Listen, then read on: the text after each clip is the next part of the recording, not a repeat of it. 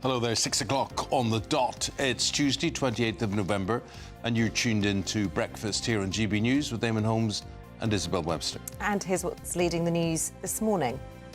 The eagerly awaited inside story of royal rivalries is released today, but is Omid Scobie's book really something the House of Windsor should worry about? Our royal correspondent Cameron Walker has the latest.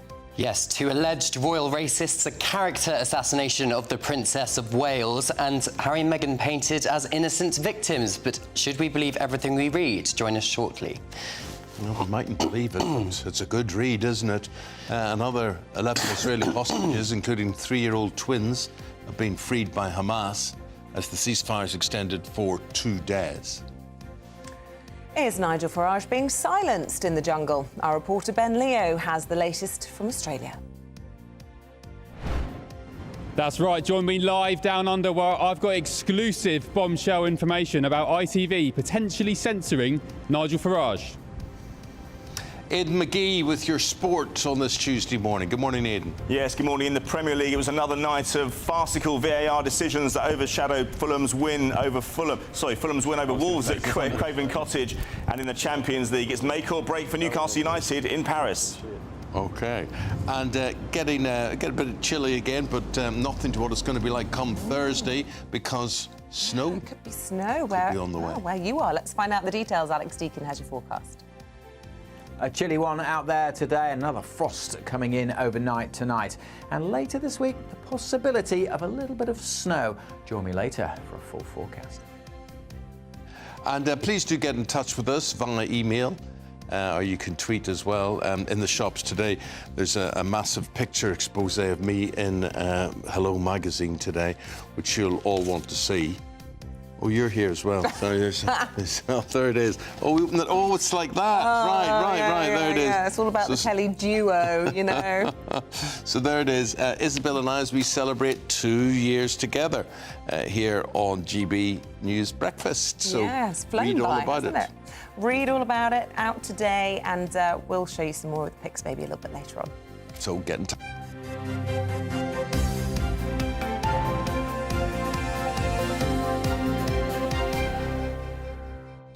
So there we go. Omid Scobie's new book, which is called Endgame, Inside the Royal Family and the Monarchy's Fight for Survival, is being released today, and it's got a lot of people talking, including you, I'm sure. Scobie's book has promised to reveal moments that the royal family would be, in his words, ashamed of, and shine a light on, again, in his words, unsolved mysteries. But the question is, does the book live up to the hype? Well, let's find out from our royal correspondent, Cameron Walker. What can you tell us from what you know, Cameron? Well, where to start, Eamonn? There's a lot of quite serious allegations in this book, mainly towards the working members of the royal family. The Princess of Wales, actually, surprisingly, comes in for quite a character assassination, talking about her being a part-time working royal. Omid Scobie saying that she is the last shiny thing that the royal family are going to have, which has got a lot of royal commentators and fans of the Princess of Wales very upset. Bearing in mind the last YouGov poll shows that the Princess of Wales is actually the most popular royal in the United Kingdom. It is very pro-Harry and Meghan, very pro-Sussex. I think perhaps that could be expected with Omid Scobie's book. If you look back to his last novel, Finding Freedom, in 2021, he insisted that Meghan did not play a part in this book, but then Meghan had to apologise to the High Court for forgetting that she briefed an aide to collaborate on that book. So make of that what you will. But yes, it's certainly going to be an interesting read either way. Yeah. I mean, we know in the past that the Prince of Wales is prickly when it comes to his wife, and that actually came out through Spare and a lot of the incidents around Kate and Meghan falling out and William really not appreciating that. How do you think he will take... I mean, it's one thing to go after him, but do you think he'll be particularly upset by what appear to be quite, frankly, misogynistic comments about Kate? Yeah, I think he will be particularly upset. Last night, he was at the Tusk Conservation Awards and he put on a brave face, lots of smiles, lots of laughs, but the royal family are not commenting. Kensington Palace and Buckingham Palace, like with Spare, Prince Harry's biography, are not commenting. And I think perhaps there's a reason for that, because if you look at the opinion polls post-Spare, post the Harry and Meghan Netflix series, Harry and Meghan's popularity, both in the United Kingdom and the United States, went down. Other members of the royal family went up or at least stayed the same. So it looks like their PR strategy, the royal family's PR strategy, is working. Yeah, I'm looking at a headline here in the Mail this morning. Camilla, the Queen, and the Sussexes, that's Harry and Meghan, do not have a relationship. So there's a few juicy headlines coming out. There certainly is, and I was told by a source close to the Sussexes that they did actually speak, both Harry and Meghan, to the King on his 75th birthday a couple of weeks ago, which suggests to me some kind of olive branch is being extended. But this book, is it going to help matters? I'm not so sure, but they are distancing themselves from this book. Interesting, it's making front pages as well. I think the Daily Mail are leading on it this morning. Yeah. And the royals, we know how they hate this sort of thing. It's not what they want to be talking about. They prefer to talk about the work that they do.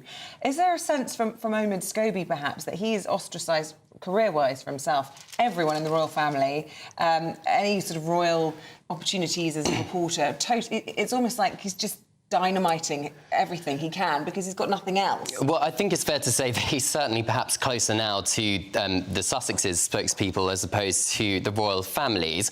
I think he has spoken to people on both sides. Whether or not that information is accurate, only he can say, or at least his sources can say that. But in terms of being perhaps back into the fold of the royal family's PR machine, I suspect it's going to be quite difficult for Omid to do that. But this book is clearly going to sell a lot of copies and going to make a lot of money. And here's a little bit of background on it.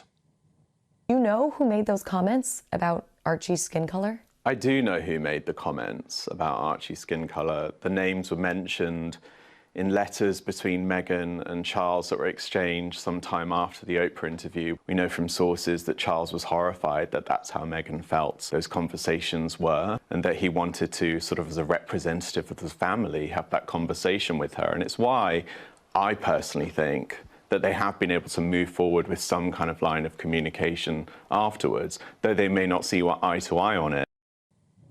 So Eamonn Scobie talking there about the fact that he alleges there's two royal racists, not one. Remember, Meghan alleged that there was someone questioned what colour Archie's skin would be when he was born during the Oprah interview. Eamonn talks about a letter exchange between Meghan and the King following that Oprah interview in which two royal racists are alleged. Now, I would suspect that those letters came from people close to the Duchess of Sussex, which contradicts Meghan's idea of privacy, because if you look back, she successfully sued the Mail on Sunday around a year ago for publishing an extract from a letter she had written, a private letter she had written to her father. But is she going to look at these letters, which now appear to be in Eamonn Scobie's book, in the same light? We'll have to wait and see.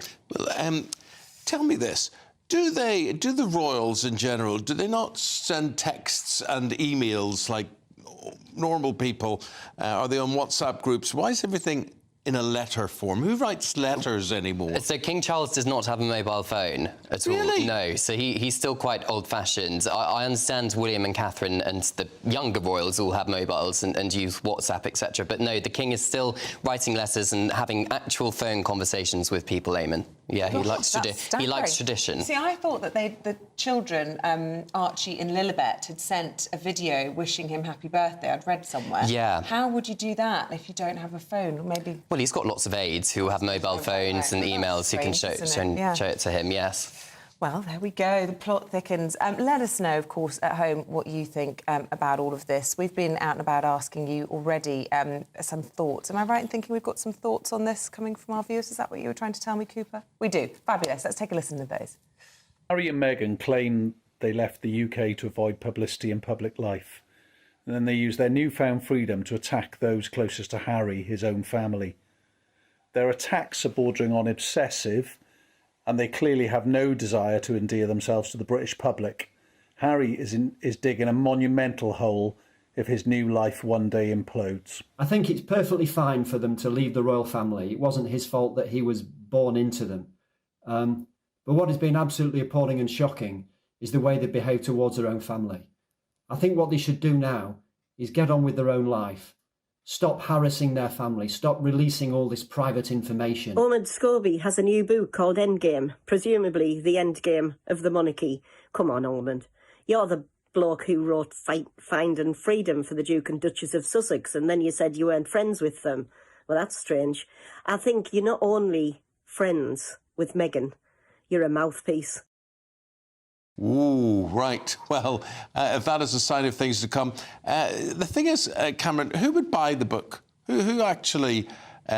usually these things will sell to people who are supportive of the royal family. So how many people out there who are not going to be supportive will be interested in this? Well, look at the front page of the Mail this morning and look at every newspaper website in the United Kingdom leading on this. Love them or loathe them, people want to know about them and love to hate them, so they'll click on it and they'll buy the book and read the papers. It's what's been happening for decades. I was amazed by how many people that I knew had bought copies of Spare.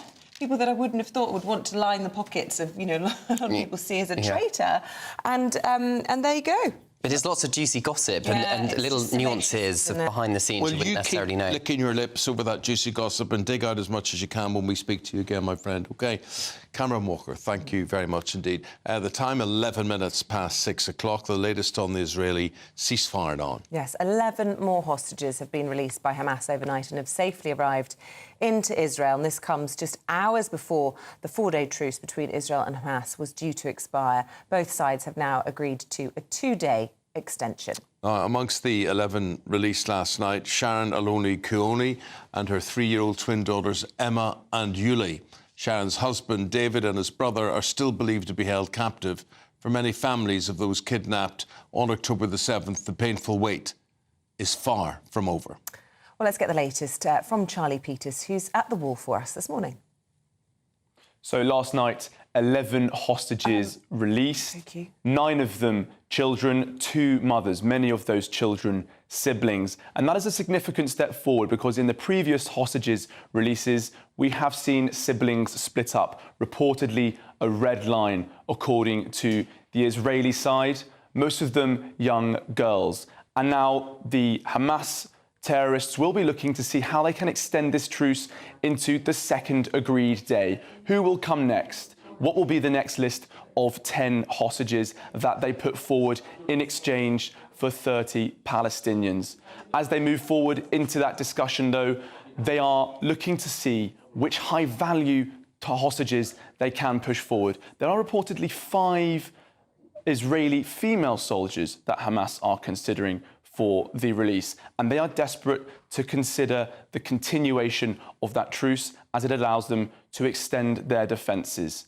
And why might they be keen on that extension? Well, last night, Defence Minister Yoav Gallant of the Israeli side said that in the next phase of the operation, their troops will be throughout the Strip. Now, so far in their operation, they've just been in the north of Gaza, but it's reported that military commanders in Israel do not want this situation to extend beyond Friday. Now, if the Israeli side are in the north, as they are now, and they're turning their attention to the next phase of their operation, they will be reporting further down into the Gaza Strip. There are just 2 main supply routes in the very densely packed location, and in the very southwest of the Strip is a small humanitarian location called Al-Mawasi, just 14 kilometres squared, where 2.3 million Gazans are expected to be needed to push through in order to take shelter. The next phase of this operation, if it does come from Friday, as reports are suggesting, will be very intense. The terrain will be heavily restricted. The human population will be more densely populated than they were in the north, and so it's highly unlikely that we'll see the same level of heavy bombardment and armoured movements that we've seen so far. But for now, the focus is on continuing that truce. Thank you, Charlie. 14 minutes past the hour. You're tuned into Breakfast in GB News with Eamonn and Isabel, and here's a reminder of our top story this morning. The eagerly awaited inside story of royal rivalries has just been released. It's called Endgame, written by Ahmed Scobie, and it's about the House of Windsor. But is it something they should worry about? Other stories making the news today. The government has reached a deal with medical unions to end the series of strikes which has caused chaos in the National Health Service. The Department of Health said the offer would reform the pay structure for senior doctors by reducing the number of pay brackets and the time it takes to reach the top of the profession. The UK's first case of a new strain of swine flu has been detected in North Yorkshire. The Health Security Agency says the person contracted what's known as the H1N2 strain, similar to a virus found in pigs. They've since fully recovered after experiencing a mild illness. There's increased surveillance and surgeries in hospitals in Northern England as authorities work to establish the source of the infection. And a Virgin Atlantic jet flying from London to New York will be powered by 100% sustainable fuel and will be taking off today. Now, the aim of all of this is to seek to showcase the potential of low-carbon options in the future. So we're going to be crossing to Heathrow, finding out about that. Would you fly on it? That's the question. Absolutely. And is it as sustainable as we're being led to believe? That's also the big question. We'll be talking to the Transport Secretary, Mark Harper, in around an hour's time to find out what he thinks about it all. But for now, we are going to go down under and do a little check-in on Nigel Farage's jungle journey as his road to the crown was made easier after Grace Dent quit the show yesterday for medical reasons. GBNews has since learned that ITV are cutting Nigel Farage out of the show. Well, as in just showing editing. very little of him, yeah.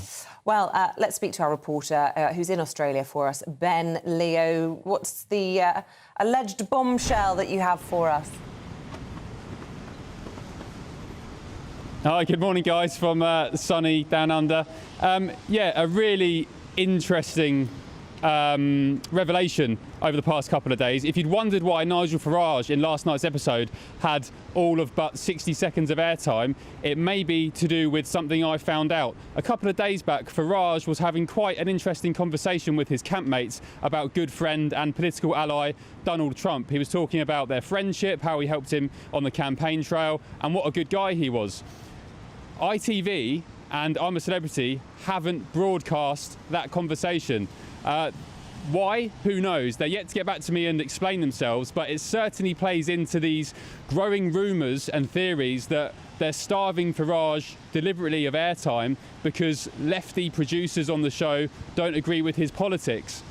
Now, it also falls in line with comments made by ITV boss Kevin Lygo last week, making a lewd gesture about him, and of course Lorraine Kelly, one of ITV's biggest stars, essentially body-shaming him. So you would have thought that in over an hour of I'm a Celebrity broadcasting an episode, that they could have found 30 seconds for Farage to talk about arguably one of the most popular or controversial, depending on which side of the fence you sit on, people in the world. But they didn't do that. So big questions remain as to whether ITV now are deliberately censoring Farage and starving him of airtime. On the flip side, the other side of the argument is that maybe he's just too boring and they don't want to broadcast that. But my theory and my argument anyway is if you're going to have a conversation about Donald Trump, that's certainly worth at least 30 seconds. Elsewhere on the show, as you mentioned, Grace Dent, she left on medical grounds yesterday. She was looking pretty knackered, tired and haggard. There was, well, big fears from fans online saying that she looked pretty ill, and she discharged herself from the camp. She was actually spotted at Brisbane Airport late yesterday flying to Singapore, so she's not hanging around, she's hot-footing at home. This is the moment from last night's episode where the campmates found out Grace had departed. My dear campmates, I'm so sorry to let you down. I have left the camp for medical reasons. My heart is broken. I have loved and enjoyed getting to know you all. You've held me up, and it's been a pleasure being your friend through this experience. Leaving you all at this stage will be one of the saddest things in my life. Oh. I love you all. Your friend, Miss Grace Dent. Come on, Grace. We miss you. Oh, love you, Grace. Miss you, Grace. Did she say anywhere that on there that Josie could have my bed or anything? Or if Daniel No, do you want me to pretend it's yeah, there? P.S. Okay, Josie can have my... Josie can have my bed. All right, that's it. As soon as I have some information from ITV about those revelations I found out about Trump, I'll let you know about them. In the meantime, tune in to Camilla Tominey on Farage tonight, where I may or may not be getting stuck into some crickets in a Bush Tucker trial that Camilla has challenged me to. Elsewhere, just under 2 weeks left to go of I'm a Celeb, so yeah, all eyes on this weekend when the first evictees leave the jungle. Talking about eyes, Ben, I was out doing the job you're doing a few years ago, and of course you have to take part. You're goaded into taking part and doing a challenge. My challenge was fish eyeballs. And they had eyelashes as well, which was awful. And they're quite crunchy. When you put an eyeball in your mouth, it's quite crunchy. But the things you do, Ben, you think you'll never do them, and then you do, because you're on TV and you're sort of challenged to it, you know? I said to Patrick Christie's the other night, I meant to be a serious journalist. I've interviewed prime ministers, royalty.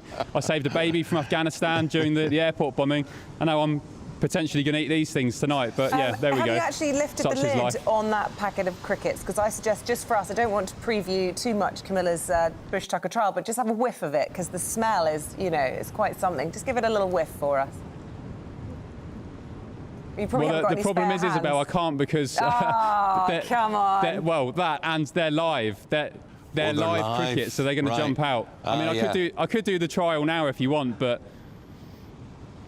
Okay, well, good luck. I'll save it for Camilla, because she's the one who challenged me. That's fair. Save it. You lick your lips there in anticipation. Ben Leo, what a guy. What a guy. Thank you. And for all of very you much at indeed. home, be grateful that you're tucking into your cornflakes whilst you watch Ben there with the live crickets. I mean, that's, to be honest, as you say, that is the least of the sort of things they get to faced with in the jungle. The fish eyeballs, funny you should say cornflakes. They would have the consistency of cornflakes. They would crunch. Really? Yeah.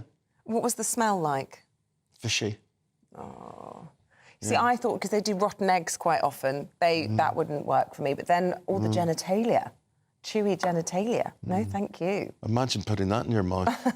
No.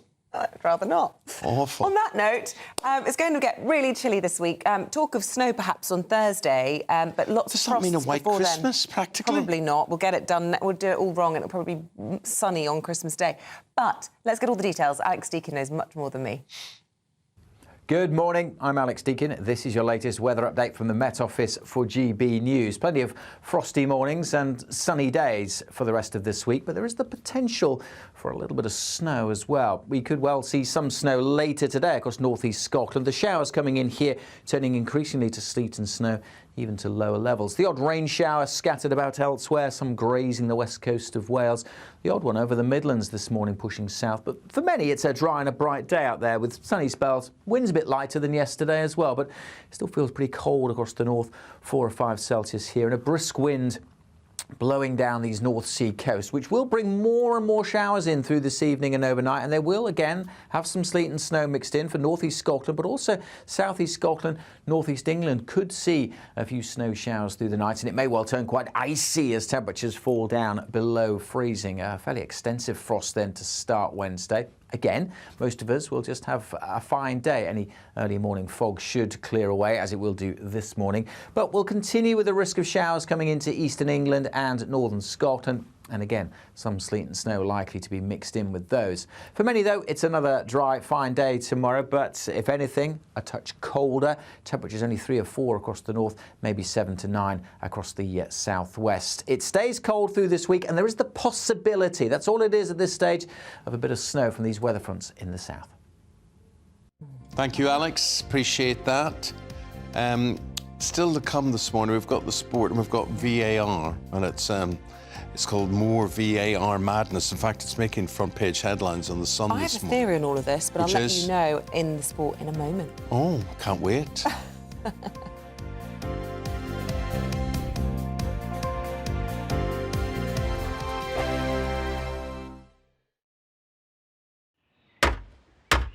Who is it? We're here for the show. Welcome to the Dinosaur Hour with me, John Cleese. I was married to a therapist. And you survived? I thought we were getting Hugh Laurie. Second best.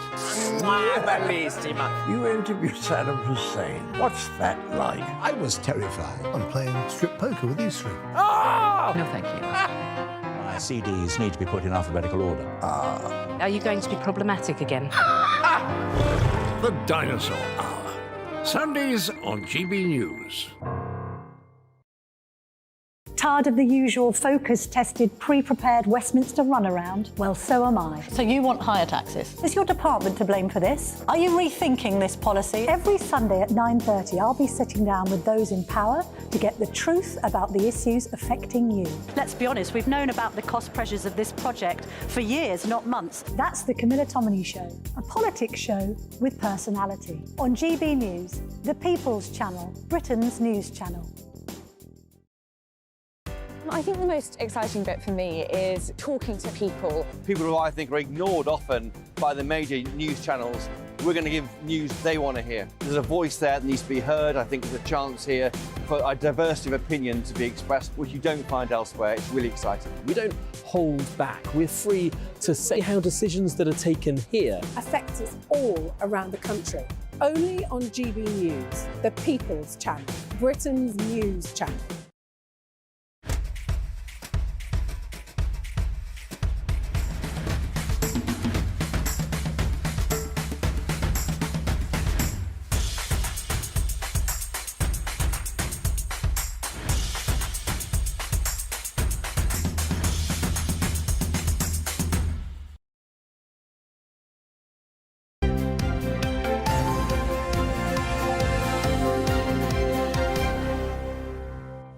So we've got Aidan McGee, he's got the sport from last night, VAR playing a big part, and my colleague has a theory, Aidan. Yes, I do. So I was hearing this on the radio as I was driving in, how this could make the game longer, and everyone's like, boo, terrible.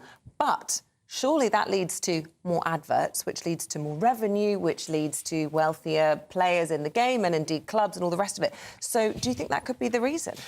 Yeah, possibly, but they're wealthy enough to be honest with you. But I think that element you're talking about there was about the story on the front page of the Sun today, gone to VAR. They're talking about investigating corners and free kicks during matches as well. So goodness knows what time the game's finished. I mean, by the time on a Saturday, by the time we finish, we're going to be overlapping the 6 o'clock news. But specifically last night, I mean, a cracking game last night between Fulham and Wolves at Craven Cottage. But guess what we're talking about this morning? And Gary O'Neill, the Wolves manager, has been victim to so many poor VAR decisions this season. We reckon 4 went against him last night. He had a conversation with the referee afterwards. He admitted getting at least 2 of them wrong, possibly 3.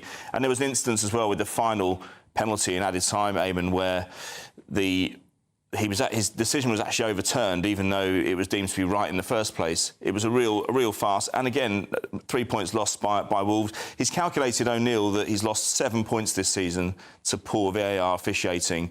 And what that means is the difference between 15 and 22 points. Now, that's a hell of a difference in the context of the table.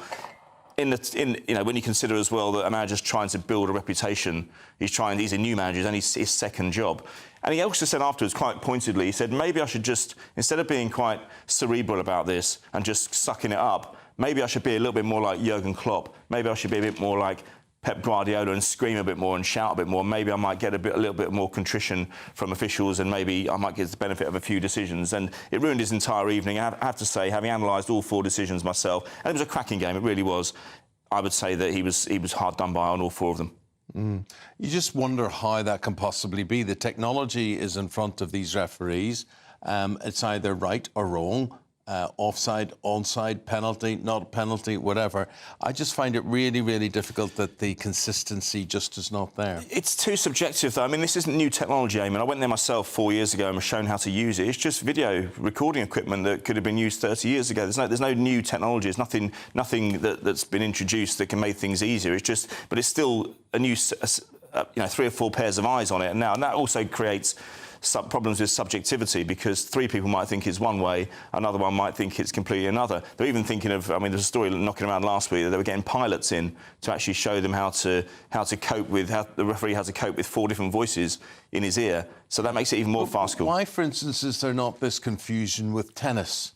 Well, I think that with tennis, it's about lines. It's about lines, and so Is it not about lines with not really football decisions? No. Well, yeah, some of the ones that would go for offsides, yeah, but it takes a long time for them to draw the lines. That's the other issue. When we're talking about lines in terms of goal line technology, which was introduced in about 2014, I think, hugely successful. We've had one problem with goal line technology, and that was just after the restart in 2020, involving a match between Sheffield United and Aston Villa. That's fine. That's not subjective. That was a technology failure that night. But they're talking about fast-tracking ex-players into refereeing. Now, The referee takes about 12 years to get to the Premier League. Even if he does an ex-pro, halves that time from 12 years to 6, he's going to be in his mid-40s by the time he's officiating matches. It's too long. I'll tell you what the solution. One solution would be academy players who are kicked out of football, chewed up and spat out by the game at the age of 18, 19. Why not give them a route back into the game, Eamonn? They know the matches, they know the speed of the game. Let them have a go.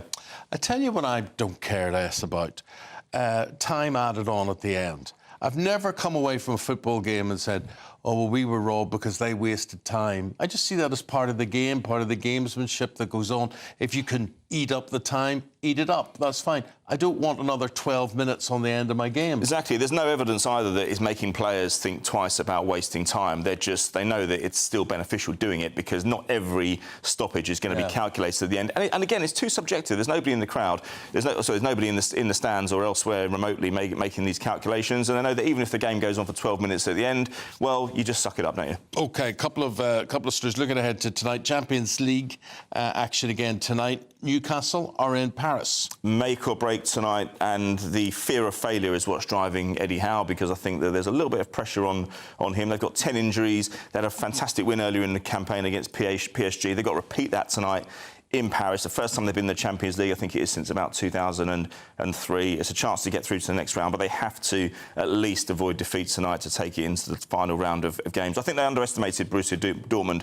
if I'm perfectly honest with you. They got the result against PSG, but they lost both games against Borussia Dortmund. He's taken a different tack tonight. He's decided, or last night rather, he decided to train inside the stadium, whereas he hadn't done that previously, and they're hoping that might give him a little bit of familiarity with their surroundings. Aidan, when you come back after 7 o'clock, we're going to talk about Gareth Southgate, his agent, and missing millions of pounds. A big scandal going on there. For the moment, thank you very much indeed. Aidan. With the time just after 6:30, here is the latest news update. Yeah, a reminder of our top stories for you. The eagerly awaited inside story of Royal Rivalry's Endgame is to be released today. But we're asking, is Omid Scobie's latest book really something that the House of Windsor should be worried about? Situation in the Middle East, another 11 Israeli hostages, including 3-year-old twins, have been freed as the ceasefire is extended for 2 more days. And Michael Gove is set to appear at the COVID inquiry today, following the appearances of Mayors Sadiq Khan and Andy Burnham yesterday. We'll have full coverage of the inquiry here on GB News.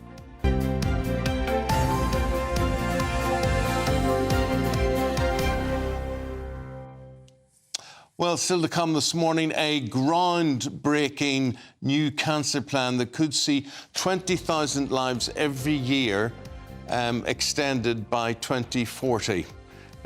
It's good news. That's next.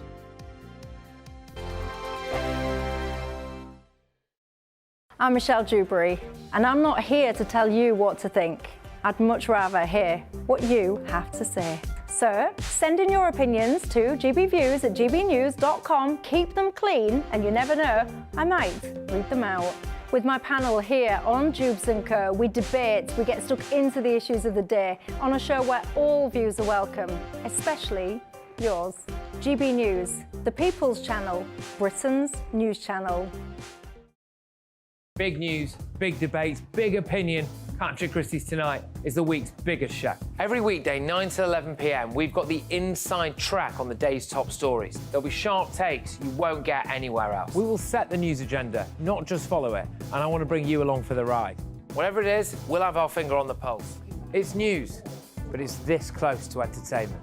Patrick Christie's Tonight, 9 to 11 p.m, only on GB News, the People's Channel, Britain's news channel. Join us every night on GB News at 11 p.m. for Headliners, which is 3 top comedians going through the next day's news stories, which is exactly what you need, because when the establishment has gone crazy, you need some craziness to make sense of it. Headliners. You don't have to bother reading the newspaper. We've got it covered for you. Every night at 11 p.m. and repeated every morning at 5 a.m. We won't send you to sleep like some of the other paper review shows out there. So join us 11 p.m. every night on GB News. The People's Channel, Britain's news channel. There's only 3 people you can trust in life. Your doctor, your lawyer, and your nana. I'm not sure. So join me, Nana Aquia, at 3 p.m. every Saturday and Sunday, where we discuss the biggest topics of the weekend. Be ready for battle. Could you be quiet? What is this? It's my new teeth. It's your new teeth. I don't bite. Well, not without a good reason. Always honest, always fun. Every weekend at 3 p.m. on GB News, the People's Channel, Britain's news channel.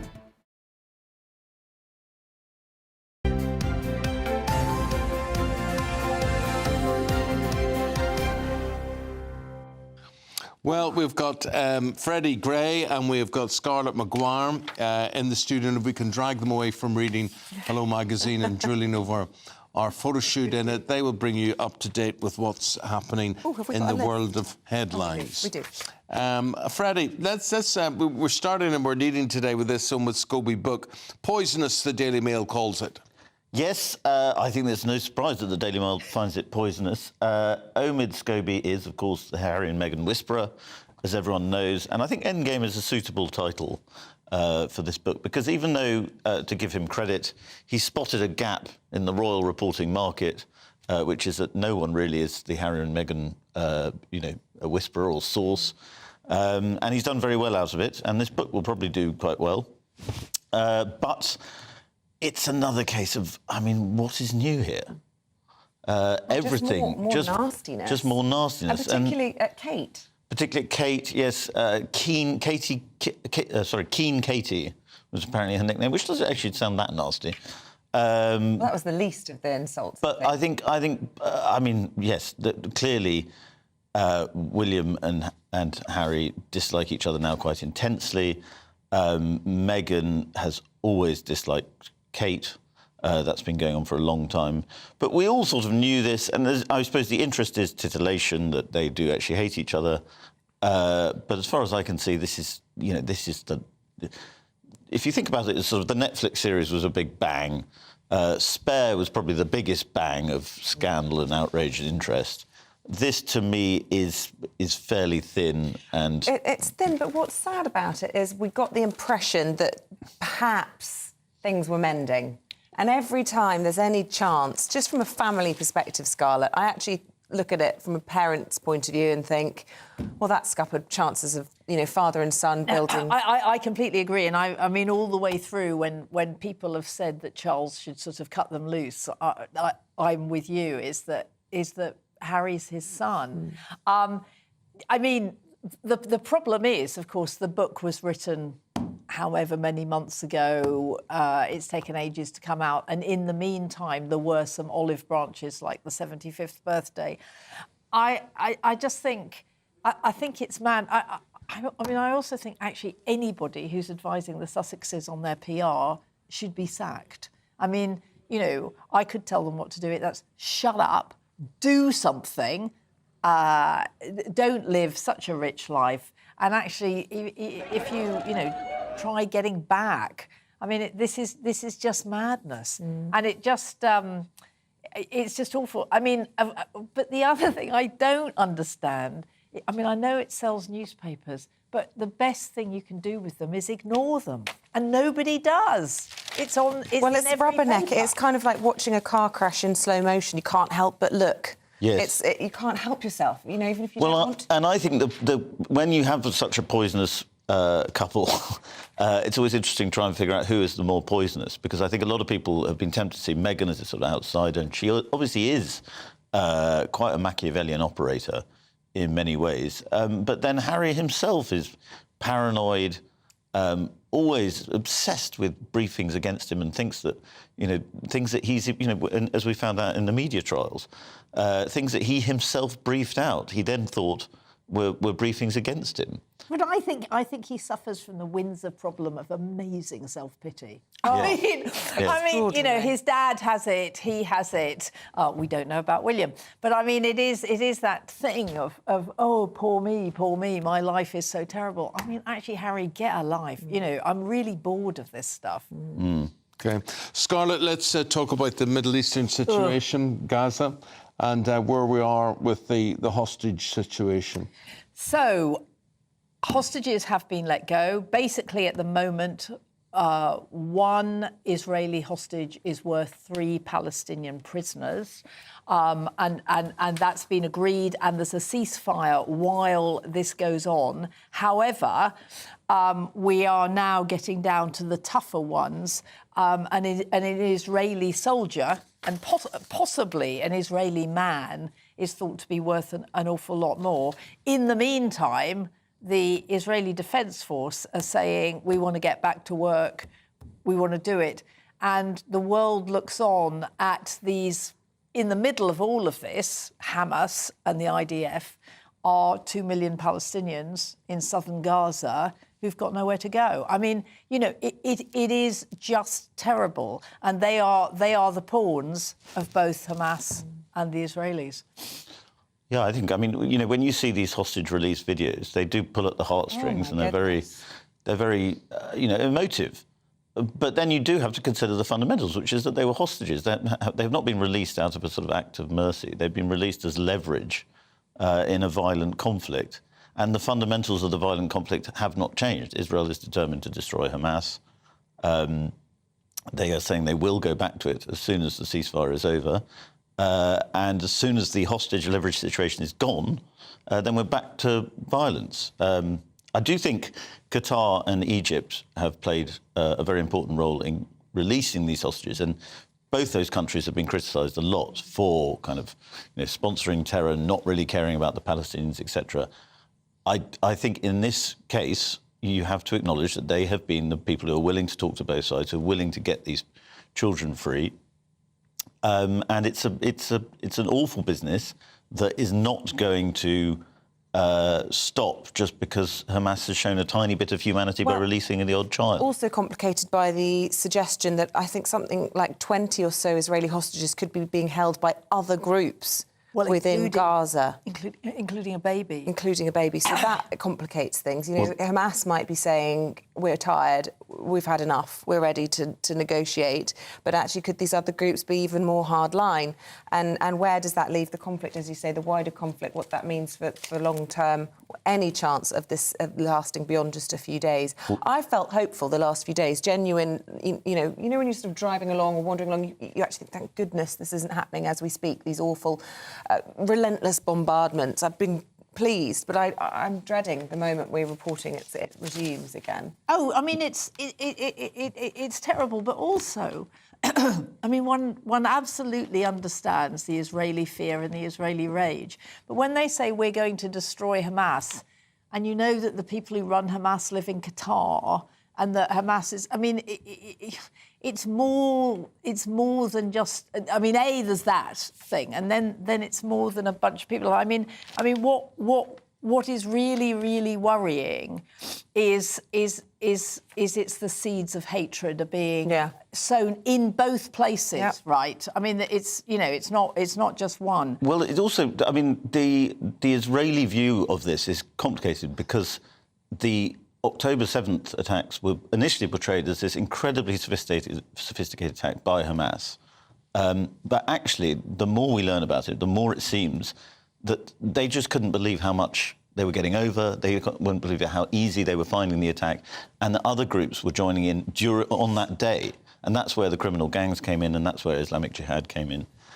And so it's Hamas are not this incredibly sophisticated organisation. They're this badly funded, pretty vile terrorist group. Let's talk about health matters now. Reports of pig flu, swine flu, found in a human here in Britain. It's just what we need, isn't it? Another global health scare. I think the good news on this is that the child in question seems to be OK. Mild symptoms, as far as we know. It is concomitant with a rise in pneumonia in Europe and China, which is quite troubling, particularly among children. And of course, you know, the relief of COVID was that children didn't seem to suffer and die from it, especially. And so the great fear is always that the next pandemic will hit children, and that the resistance to lockdown will be great. And we will find ourselves in a terrible situation. But for now, I think we can say, you know, it's being monitored. It is a worry that this strain has hopped over from a pig to a human. We don't quite know how. We've had swine flu before in this country, but what was interesting is this was picked up just through routine testing at a GP. Yes. It's not actually known how transmissible it is, how many other people might have been in contact. But the suggestion, I mean, well, the it seems to patient me... never worked with pigs. Yeah. That's the frightening thing, isn't it? It is and it isn't, in the sense that the child made a complete recovery and the people around them are all fine. I'm hopeful. Anecdotally, it doesn't sound horrendous. Whereas the stuff from China, where they're locking down cities again and children are dying in dramatic numbers, that I've seen it and been reading closely over the last few days, really concerning. It is. I suppose the good news is now most countries have much more sophisticated mechanisms of picking this up. And we're on high alert for all these things. Let's just hope it just goes away. COVID inquiry was interesting yesterday, where you had two of the super mayors, Sadiq Khan and Andy Burnham, saying they weren't consulted on lockdowns and various things like that, and they felt that, you know, they represented cities with huge populations and should have been round that table. What do you think, Scarlett? Well, I mean, I remember at the beginning that London was the worst place. I mean, my sister said, who lives in Dorset, with my mother, who was then alive, said, "You're not coming down here. We're not having anybody from London. We've got to keep it safe." And at that stage, nothing was happening, right? And so what Sadiq says, which is perfectly reasonable, is why couldn't I go to any of the meetings? Why couldn't I find out? He represented 9 million people. Precisely. He represented 9 million people where there was a real problem. And then Andy Burnham says, well, Matt Hancock said it was never going to work, but we still had to do it. Well, he went further. He said that actually the lockdown that Manchester was given was far worse than nearby Lancashire because he'd been troublesome and caused problems and had a row over furlough. And he felt that he was being punished by Matt Hancock, or the people of Manchester were. Yes, I was going to say, not so much Andy Burnham, but for his negotiations and for having been difficult. I mean, I think it would be slightly more powerful testimony if this was two Tory mayors attacking the Tory government. I mean, it seems fairly obvious that Andy Burnham would use any chance he can to attack the government, similar to Sadiq Khan. Yes, you could say they should have been more involved in decision-making, but at the time, you know, Number 10 went into bunker mode, and we all know how disastrous things were there. But the fact is, if you'd had more political bickering at that time rather than less, I'm not sure it would have been helpful. Scarlett, cancer. Health story here. Vile, horrible disease. I've got a term for it which I can't use on air here, but it is. I am a survivor. Yes, yes, you are a survivor, and congratulations. But there could be more like you. There could be an awful lot more like me. And I mean, what's so awful is that we're not meeting any of the targets. I mean, here the cancer research says 20,000 lives could be saved. And actually, the thing about cancer is it's all about catching it in time. And when people go, "Oh, you know, I don't really want to find out about it," and you go, no, it just gets worse, right? The faster you get it, the more chance you have of surviving. Yeah. And I was incredibly lucky. I live in London. You know, I was picked up on a mammogram. Everybody should have mammograms, all women over 50. It's really, really important. And then I had London teaching hospitals, and it went bang, bang, bang. But this is not true all through the country. I mean, it's you know, and mine ended up. Something that was supposed to be incredibly minor went on for 15 months. So had I been somewhere else, I mean, it would have been much, much worse. And they're you know, I mean, you talk to people in the health service and they're really worried. I mean, and actually I always felt, well, I'm lucky I've got cancer, because if I had something else, I could wait for ages. So Cancer Research UK, they've published a report, and they are saying that if we changed our habits, changed our ways, meaning the NHS, there could be more diagnosis, people could be treated more quickly, there should be more staff in the fight against cancer as well. So is this purely a money problem? Well, but it's also, I mean, it's the problem of people leaving. I mean, it's the health service problem that everybody works incredibly hard and they get burnt out, and so there aren't enough people. to deal with everything. But it's awful to think that you're talking about, you know, when you think of one life, one family affected by this, but 20,000 lives a year in the country could be saved. I know. That's an awful lot. No, I know. I mean, it is just terrible. And you hear the stories anecdotally of people who go, well, you know, my GP said wait for a bit. All of that. It is. I mean, it's. You know, at the end of the 90s, beginning of 2000, I'm going to try and not be political about this, but targets were set for seeing people within 2 weeks. That's got to come back, right? Should we talk about the smoking ban? Obviously, that's all linked to cancer as well. But in New Zealand, where they brought in this sort of groundbreaking legislation under Jacinda Ardern, there's talks now about there being a U-turn on the ban, which is due to come in from next year for anyone who was born after 2008. Now, yes. Why? The first question is, why would you want a U-turn on the money? Revenue from cigarette sales, I think. And, you know, I think Rishi Sunak's government, as a sort of pulling a rabbit out of a hat, not even a rabbit out of a hat, pulling a sort of random ban out of a hat, copied this policy, essentially.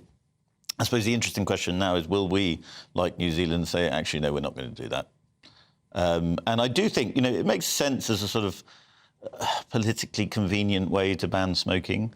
I think if you're really keen on banning smoking, you should just ban smoking for everyone. I don't think it's fair to legislate against future generations just because they can't vote. So I would be in favour of either banning smoking entirely or letting people do what they want. And I'm a bit more in favour of letting people do what they want. But actually, I feel that if I hadn't... I don't smoke anymore, but... But you did smoke. I did, but I was never... I was really lucky I was never a heavy smoker because I didn't really like smoking before the evenings. But, I mean, you know, Freddie and I were talking about buying cigarettes as teenagers when we would pretend to be 16 so that we could do it. And actually... That's, I do agree with New Zealand. I mean, what is so terrible is to say we really need the revenue so that we can make tax cuts. I mean, we know that smoking kills people. We know that smoking kills people. And if it doesn't give you cancer, it certainly gives you bronchitis. I mean, it is really, really bad for you. And so to try and stop it. I mean, I think the problem with a ban... I mean, I understand, Freddie, that you're a sort of libertarian, but I mean, it would be nice not to have smoking. When they stopped smoking in pubs, it was wonderful. I mean, it really... You could go into a pub and you wouldn't come out with all your clothes smelling of smoke. I'm a non-smoker, and I was about 16 or so when the ban came in, and I worked in a pub, and I must say... The atmosphere went. I thought, this is not good. Now, I'm a non-smoker. Doesn't affect me. You weren't 16 when the ban came in. I was at university. Well, were you there? I was 20. So it was like 2000. And I was working in a bar. No, it wasn't. It wasn't that late. Yes, it was, yeah. I was at university. Well, I'm making all this up then. But basically, the atmosphere, I remember, in the pub was very conducive, very sociable. It never annoyed me. What I do remember is coming home from the pub at night and the smell on my clothes. And so there was no point. You couldn't wear the clothes the next day or the next night in work or anything else. They all had to be washed there and then, absolutely stench-ridden with smoke. I also remember being in taxis in the morning, you know, 5, 6 o'clock going to work, and the guy sitting smoking there. I mean, that was puke-making. That really was sickening, that sort of thing as well. But all in all, did I miss the cigarettes? Yes, for a while. The atmosphere, but you don't think about it now, do you? You just don't think. But the fun moved outside the bar. Yes, yeah. That's what I think why I started smoking was, you know, if you wanted to talk to girls, they were often outside smoking, so you would smoke outside. I see. The ban came in 2007, much later than I thought. But I had a friend all through university who had cystic fibrosis. So we would go to nightclubs and find the air conditioning unit and dance underneath it and create a protective ring around her because literally it was killing her. And so unlike probably most of my generation where everyone was going outside to smoke, we were really anti-smoking. And we'd have to walk, when the ban came in, going into restaurants, there'd be people outside smoking. It would really annoy us that we had to walk through this wall of smoke to anyway, it was all born out of protectiveness for her, but it gave a kind of unique perspective on it all, really. There's a sociability to it. There is something that gathers people together and makes, you know, the area around them comfortable and whatever. But totally wrong, bad, forget it. I know. I mean, it's such fun that I just wish it didn't kill you. Yeah. I mean, all the best things in life, smoking. not good for you. I know, nightmare. Where should we go now? You've only got a minute. We've only got a minute. Oh, well, we could end on the Hello magazine shoot.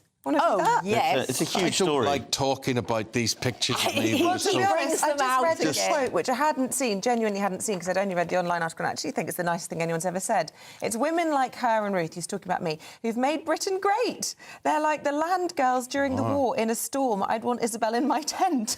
For different reasons. If there's a wind raging outside and your pegs are pulling up, you'd want a capable woman like her to sort it out. I think that's the nicest person anyone has ever said. Yeah. Everybody should get a copy, because Isabel looks so wonderful. I mean, Eamonn's just Eamon. Woke up but looking you're just like so glamorous. Honestly, it's wonderful. Full team. My dream is to get a smoking jacket like Eamonn has here. Yeah, it looks like Hugh I think that's Hefner how I there. want to relax Be in at my home. tent with Isabel. Crikey, this is turning into a nightmare. But it was great fun, and 2 years it's been on this show, and 14 years since we first worked together, and 12 years since we first did breakfast TV together. So it's been. And have you ever had a row? Never. Have you ever had a row that went on past the morning? Yes, of course we have. Right. Yes. But we're like I'm family. very good at huffing. Oh, he's very huffy. I'm very good at I've huffing. noticed that, Eamon. Huff, huff, huff. I can shut you down for 2 weeks. Absolutely no That's problem. absolutely right. It's You absolutely can. true. Anyway, we're talking about Scooby-Doo, Scooby-Dooby, what's his name, and his royal book, OK? We say goodbye to these two. They'll be back in 40 minutes. We'll be back after this. Good morning, I'm Alex Deakin. This is your latest weather update from the Met Office for GB News. Plenty of frosty mornings and sunny days for the rest of this week, but there is the potential for a little bit of snow as well. We could well see some snow later today across northeast Scotland. The showers coming in here, turning increasingly to sleet and snow, even to lower levels. The odd rain shower scattered about elsewhere, some grazing the west coast of Wales. The odd one over the Midlands this morning, pushing south. But for many, it's a dry and a bright day out there with sunny spells. Wind's a bit lighter than yesterday as well, but it still feels pretty cold across the north, 4 or 5 Celsius here, and a brisk wind blowing down these North Sea coasts, which will bring more and more showers in through this evening and overnight, and they will again have some sleet and snow mixed in for northeast Scotland, but also southeast Scotland, northeast England could see a few snow showers through the night, and it may well turn quite icy as temperatures fall down below freezing. A fairly extensive frost then to start Wednesday. Again, most of us will just have a fine day. Any early morning fog should clear away, as it will do this morning. But we'll continue with the risk of showers coming into eastern England and northern Scotland. And again, some sleet and snow likely to be mixed in with those. For many, though, it's another dry, fine day tomorrow. But if anything, a touch colder. Temperatures only 3 or 4 across the north, maybe 7 to 9 across the southwest. It stays cold through this week, and there is the possibility, that's all it is at this stage, of a bit of snow from these weather fronts in the south. Wake up to the headlines with Headliners every morning at 5 a.m. We treat you to the day's biggest stories before anyone else, 7 days a week. You can catch up on everything you need to know before you've even had your kippers. Headliners every morning at 5 a.m. only on GB News, the People's Channel, Britain's news channel. GB News, unlike other broadcasters, isn't obsessed with the London-Westminster bubble. We think there's a nation beyond the M25, and that's why we talk about the issues that matter across the land. Join me on State of the Nation, 8 to 9 o'clock, Monday to Thursday, on GB News. Daisy's listening, and you should too. Your weekend starts here with Friday Night Live with me, Mark Dolan, 8 till 9 on GB News. Big stories, big guests and big laughs as we get you ready for a cracking weekend. That's Friday Night Live with Mark Dolan. Fridays 8 till 9 on GB News. Bring your own drinks. The admission's free. Good afternoon, Britain. Good afternoon, Britain. Join us, Tom and Emily, To find out what's happening in the heart of Westminster. and why it matters to you. Weekdays from midday, we bring you the most compelling stories from across the United Kingdom. And from your doorstep to our inbox. That's right, we want to hear from you. GB News, Britain's news channel. Wake up to the headlines with Headliners every morning at 5 a.m. We treat you to the day's biggest stories before anyone else, 7 days a week. You can catch up on everything you need to know before you've even had your kippers. Headliners every morning at 5 a.m. only on GB News, the People's Channel, Britain's news channel. Who is it? We're here for the show. Welcome to the Dinosaur Hour with me, John Cleese.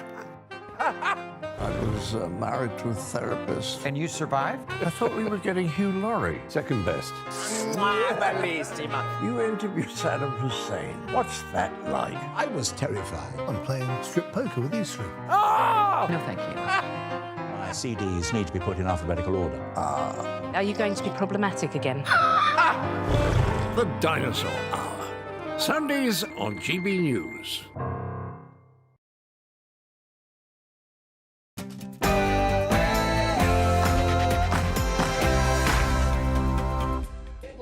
A very good morning to you. It's just about to turn 7 o'clock on Tuesday, the 28th of November. This is Breakfast with Eamonn, Holmes and Isabel Webster. Wherever you're watching, wherever you're listening, we're online, we're on TV, we're on your radio and leading the news this morning. The eagerly awaited inside story of royal rivalries, Endgame, is released today. But is Omid Scobie's book really something the House of Windsor should worry about? In just a moment, we'll be speaking to the royal biographer, Angela Levin. Another 11 Israeli hostages, including 3-year-old twins, have been freed by Hamas as the ceasefire is extended for 2 days. History across the Atlantic today as a Virgin Atlantic powered by 100% sustainable fuel flies from London to New York. Could this be a new future for the aviation industry? Transport Minister Mark Harper will be joining us in just a minute. And Michael Gove is set to appear at the COVID inquiry following the appearances of Mayors Sadiq Khan and Andy Burnham yesterday. We'll be speaking to former Secretary of Health Stephen Dorrell to get his thoughts shortly. And Aidan McGee is here with us with all the latest from the world of sport. Yes, indeed. We'll be delving into reports that Gareth Southgate, the England manager, has lost millions of pounds in a failed property deal.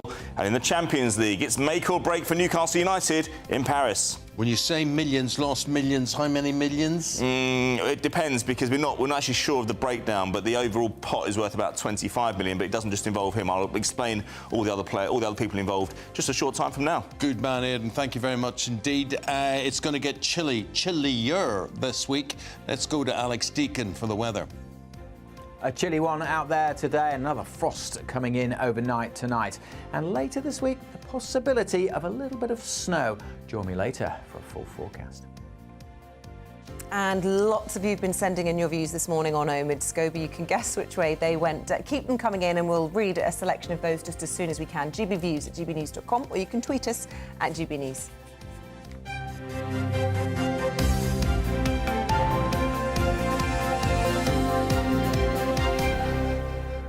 Right, this book brought out by Omid Scobie. This is called Endgame, Inside the Royal Family and the Monarchy's Fight for Survival.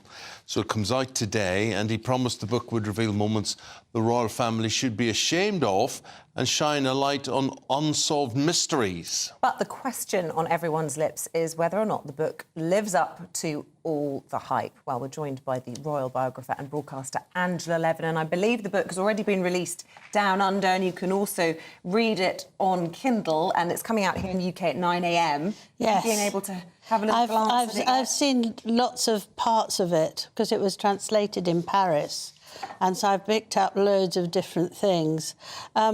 It's beyond revolting. It's so spiteful and nasty, and I'm quite sure that it's full of lies.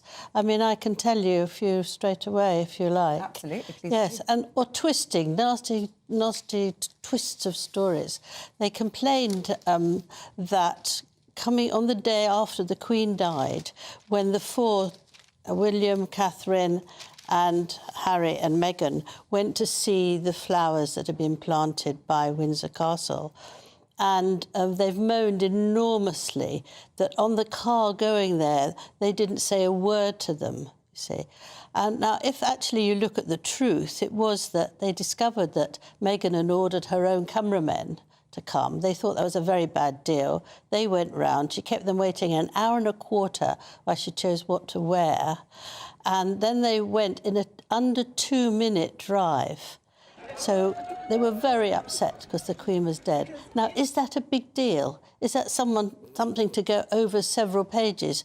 No, not. It's absolute nonsense. Any slight against Meghan Markle or anything that seems not to go her way is deemed to be a big deal.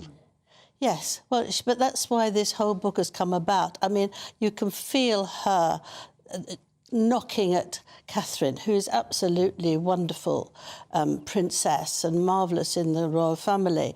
And she's determined to smash the royal family to pieces. When she went to join the family, she felt she would be there to tell the Queen how to modernise it and to bring it up to date. And she's furious still that nobody took any notice of hers. Now, we all know if you come from a foreign country and you go and stay somewhere else, you need 1-2 years to get used to it. No, she wanted to go to the top. And you see how she pushes Harry out the way if she wants to meet it somewhere. And the nonsense that she hasn't known him or anything like that, but he admits he knows her friends. So it'll be the same as last time. So she tells the friend, and the friend talks. The book is the title's Endgame and the Survival of the Royal Family.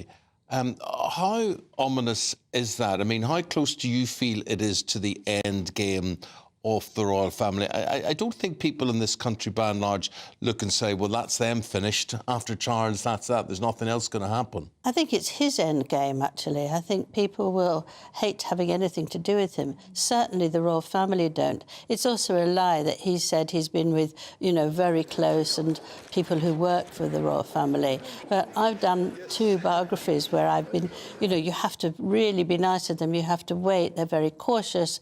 They're only doing the job because they feel they are devoted to this country and to the royal family. So the fact that they know what he's up to is absolute nonsense that they would tell him these things. Well, it'd be very easy, wouldn't it, for Meghan Markle to come out and put out a statement saying, I have had nothing to do with this book, everything in it is his own, you know, it's lies or it's fictitious, and to distance herself. But the silence, you could say, speaks volumes. Yes, it's very interesting because do you remember that she sued the Mail on Sunday and because of letters from her father that they actually put up on in the paper, and I'm waiting for her to sue Scobie because he was talking about the letters from the King to her and her letters from her to the King about you know, the racism in the royal family. So we need to wait, and if actually she decides to sue him, then we can have one view, but I bet you that she won't do anything. How did he see it? As nonsense. Who would show him that? Certainly not the King. It must have been Meghan. And the whole thing about being a... Scobie's often credited with being a mouthpiece for Meghan Markle. Yes. Harry, how does he... We see this attempt recently. We hear there was a phone call on the King's birthday and whatever. Was there? Was there? You doubt that? Very much so, yes. First of all, he can't just call the King because he doesn't have a mobile, so it would go through aides. He was very busy on that day. Nobody wants to spoil their birthday to have someone saying, you still owe me lots of apologies and more to Meghan. You know, I don't think he got through, and I think it's a nonsense. That he wants to come in December. I think it's all... I think the new agents for Meghan have said, stop being moaning. You've got to... People are getting fed up with it, the same old moan. You've got to be bright and happy. So she's been that a couple of weeks. But it's too late when the book was published. Yes. Is it too late for Harry in terms of distancing himself from what has been accused or released in Scobie's book here? Can Harry distance himself from this or not? Well, he'll tell a few lies. We've heard that he's not actually always told the truth. And I think that the fact that if he did want to go for Christmas, which I doubt hugely, he won't be this time. And Meghan spoke to the King and had a lovely chat with him. Oh, yes, she can't stand this country. She doesn't want ever to come here. Please don't. And, you know, from your experience of having met the royals, how do you think Prince William will feel about reading some of the things that have been said about his wife? The fact that she's a part-time royal, that the bar is set very low. Stepford wife, you know, keen Katie, all of these sorts of phrases. What do you think he'll make of that? He will be incredibly angry, furious. He has a temper, and he will be furious. I think he can take it what it is for himself. But like most people, the person you love, you don't want them to be hurt. And I think he will be absolutely furious. He hasn't spoken to him. He won't speak to him. I think he's had it. And this is, I think, partly Meghan working because she doesn't want him to have any friends, any connection. So he does exactly what he's told. For her, walking behind her, getting pushed out the way without saying, please don't do this in public. Well, Angela, we've got to leave it there. Thank you very much indeed for your insight. GB Views at gbnews.com if you want to take part, if you want to register your opinion on this book and what it's all about. Angela, appreciate it. Thank you very much indeed. Angela Levin there. The first transatlantic flight by a large passenger jet using sustainable fuel will fly from Heathrow today. Well, the company operating at Virgin Atlantic will fly the Boeing Dreamliner to New York's JFK Airport following a £1 million award from the government. Well, let's speak to the Transport Secretary, Mark Harper, to shine a light on all of this. Mark, will you be on board? Yes, I will. Good morning, Eamonn. Yeah, and no fears, no doubts, no worries? No, not at all. Look, the CAA are fantastic. Gold standard regulator has looked very carefully at this and signed it all off. So very comfortable with doing that. And this is a real step forward for using 100% sustainable aviation fuel for a first commercial scale transatlantic flight. And this is part of how we get this innovation and technology to mean that we can continue making sure flying is available for everybody, but in a way that protects the environment, which I think what most people want us to be able to do. Explain a little bit about what you mean by 100% sustainable. I was reading it reduces greenhouse emissions by 70%, but the actual fuel itself is what? It's reused, it's second-hand. Just explain a little bit of the sort of green credentials of it all. Yeah, so what happens is using sustainable aviation fuel means that you reduce the carbon emissions over the life cycle by about 70%.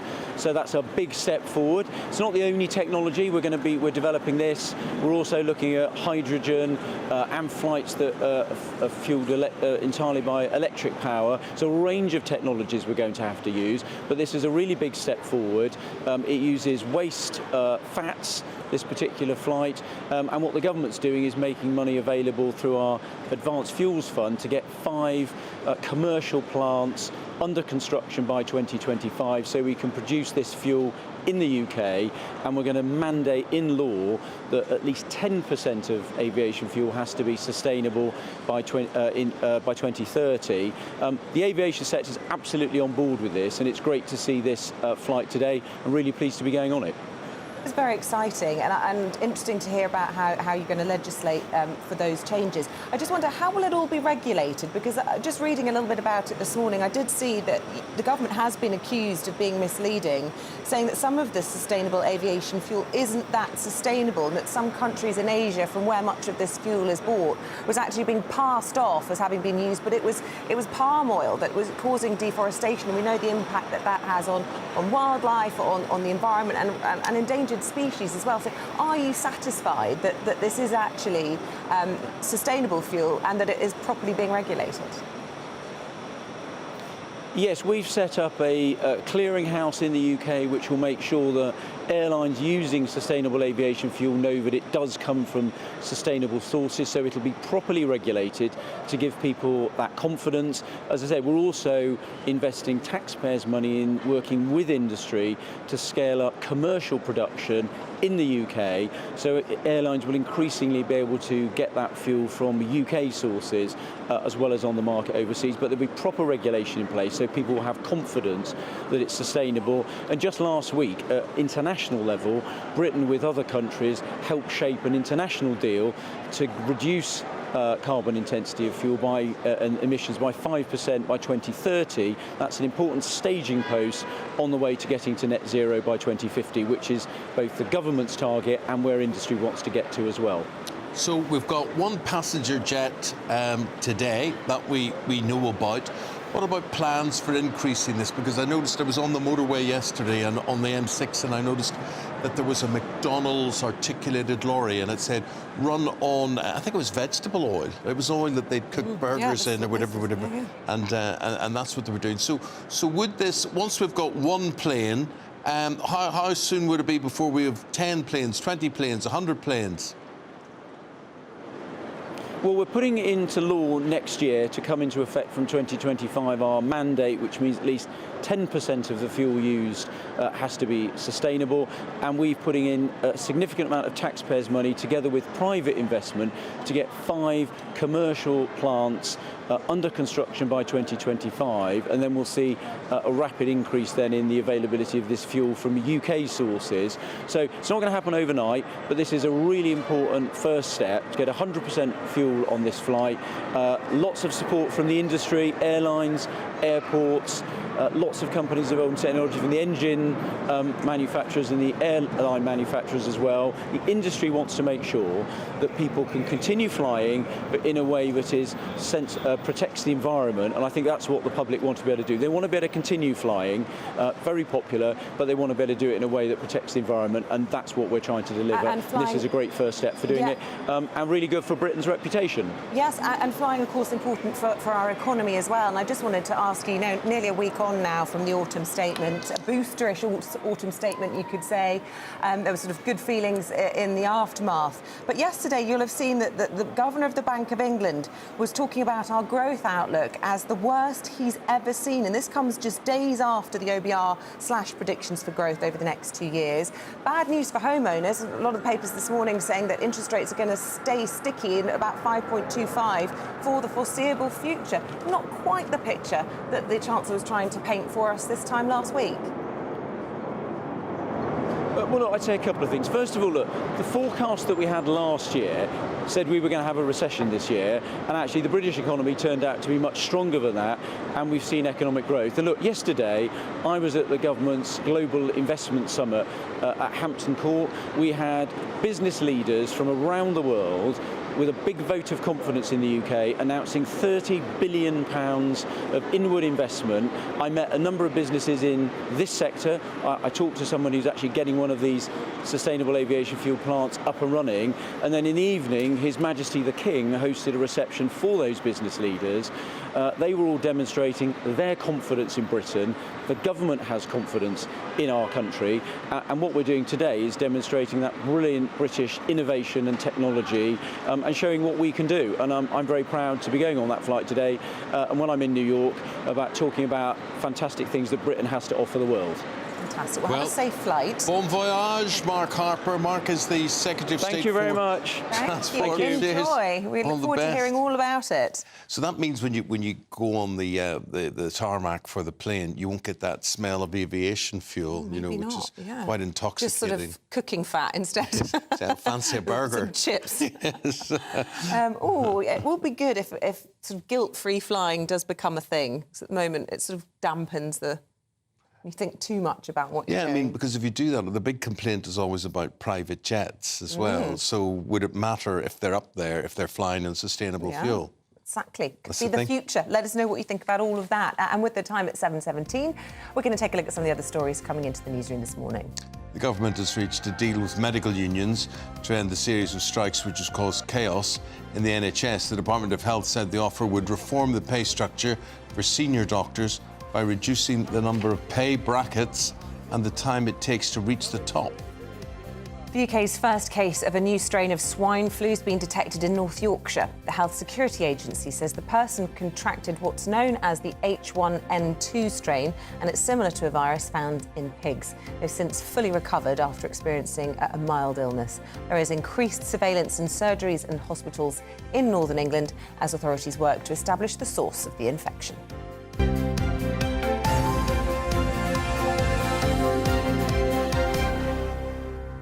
Another big day in the COVID inquiry. It continues today as former Chancellor of the Duchy of Lancaster, Michael Gove, is set to give evidence. Well, it follows on from the Mayor of London, Sadiq Khan, who spoke yesterday about his involvement in Cobra meetings.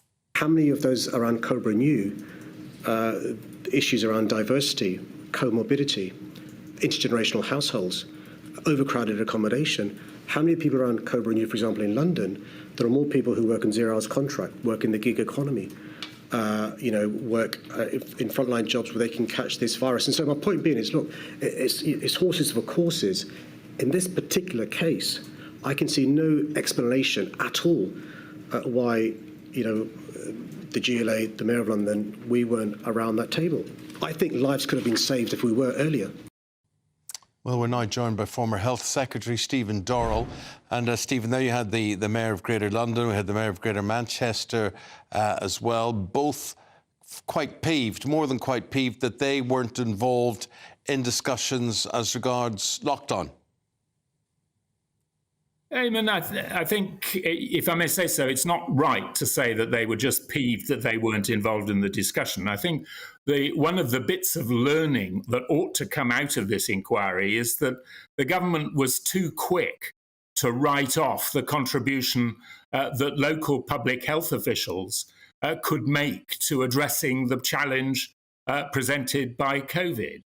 What happened was that the government was eager, of course, to respond quickly, understand that, but sought to set up a new system, the NHS test and trace and the centralised system, and they bypassed the local public health infrastructure, which in truth could have offered the opportunity for a quicker response than the one that actually emerged through what I think was an over-centralised system.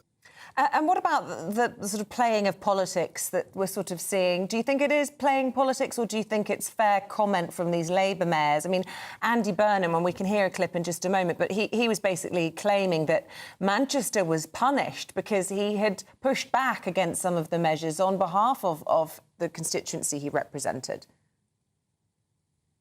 Well, I think there are two things going on. I think there is certainly, of course, people were playing politics. Andy Burnham did to a degree. Nicola Sturgeon was clearly playing politics during the pandemic from Scotland. But looking beyond that, I think the more serious point is that right through the world of public health, there was a sense that they were ready to contribute, wanted to contribute, but were being prevented from doing so by an over-centralised response from Whitehall. What do you think we'll see or learn from perhaps Michael Gove today? What was his role specifically, and what sort of light do you think he can shine on what happened during the pandemic? Well, given that Michael has been an advocate of a more localised approach, I hope that the inquiry will put to Michael Gove the point that I've just been making, that the government missed a trick during in particular, the early stages of the pandemic by trying to reinvent a public health infrastructure when there was a perfectly good one that existed. And it was worse than that. It became a point later on in the pandemic that the existing infrastructure, Public Health England, became a scapegoat for the government's failures when it hadn't itself been involved in many of the initial decisions about the response to COVID. What about the FBI questioning? I know this isn't on the inquiry, but all related to COVID. The FBI questioning Michelle Mone in recent days. Is it possible there's a little bit of misogyny in all of this? That here's a female who made a lot of money selling bras. I mean, what is she actually accused of? And why are the FBI getting involved? Well, I don't know the answer to why the FBI is getting involved. I think I wouldn't leap to the conclusion that it's misogyny. I think that if people engage in business transactions with the public sector, as Michelle Mone clearly did with PPE, the question is whether she was selling product that was fit for purpose for the requirement at the time. If the answer to that question is yes, then fine. If the answer to the question is no, then there are some questions to be answered. OK, listen, thank you very much indeed for your time this morning. Stephen Dorrell, former Conservative Health Secretary. With that, we'll go to the break. Still to come, we'll bring you the latest on the hostage situation in Gaza. 2 young twins released from the grasp of Hamas. That's next.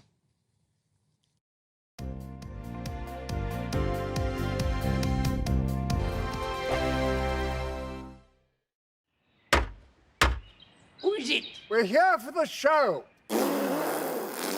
Welcome to the Dinosaur Hour with me, John Cleese. I was married to a therapist. And you survived? I thought we were getting Hugh Laurie. Second best.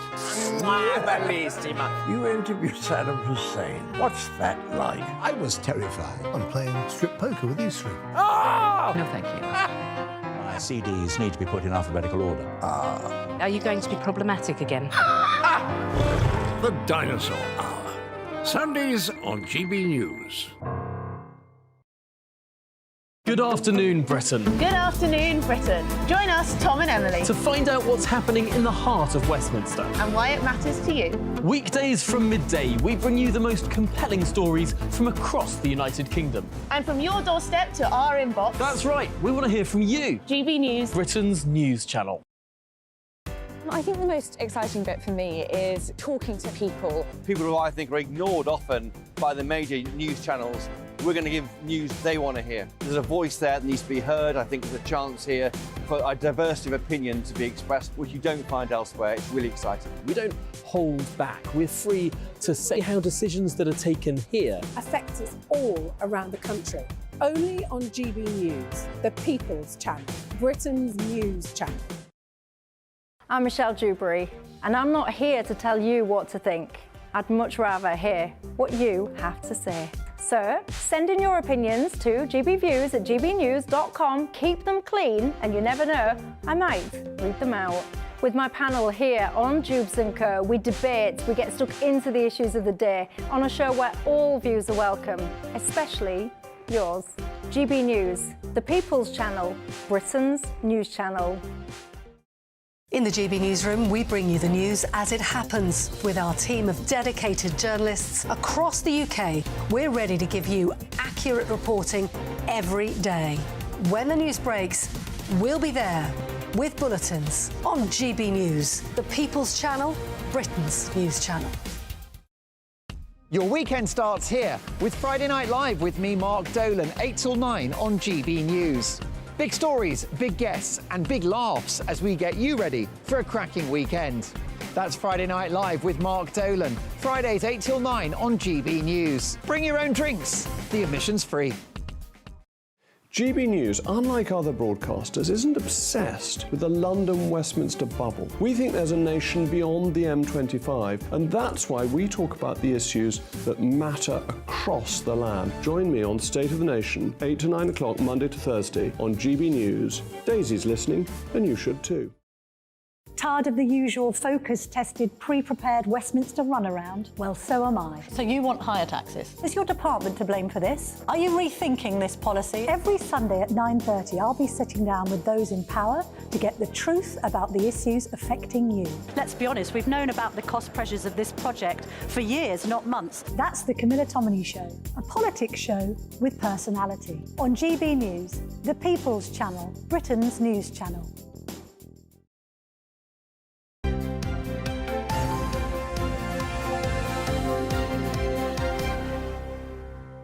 So this Omid Scobie business in his book Endgame out today, which attacks the royal family. Jenny says, my support goes to the royal family. I believe Harry is subjugated by Meghan. Harry is weak, in my opinion, and needs to man up. Time he apologised to his father, King Charles. June says the only member of the royal family Scobie hasn't criticised are the late Queen's corgis. Well, actually, the only ones are Harry and Meghan, because they've been scot-free on all of that. Sandy says, I think the book screams of jealousy.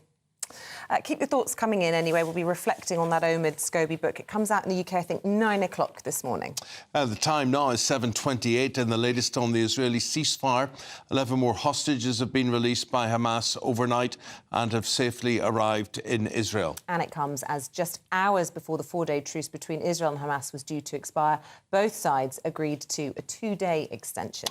Now, amongst the 11 released are Sharon Aloni Kunoni and her 3-year-old twin daughters, Emma and Yuli. Sharon's husband, David, and his brother are still believed to be held captive.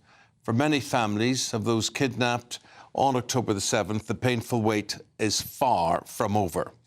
Well, let's get the very latest now from our reporter, Charlie Peters.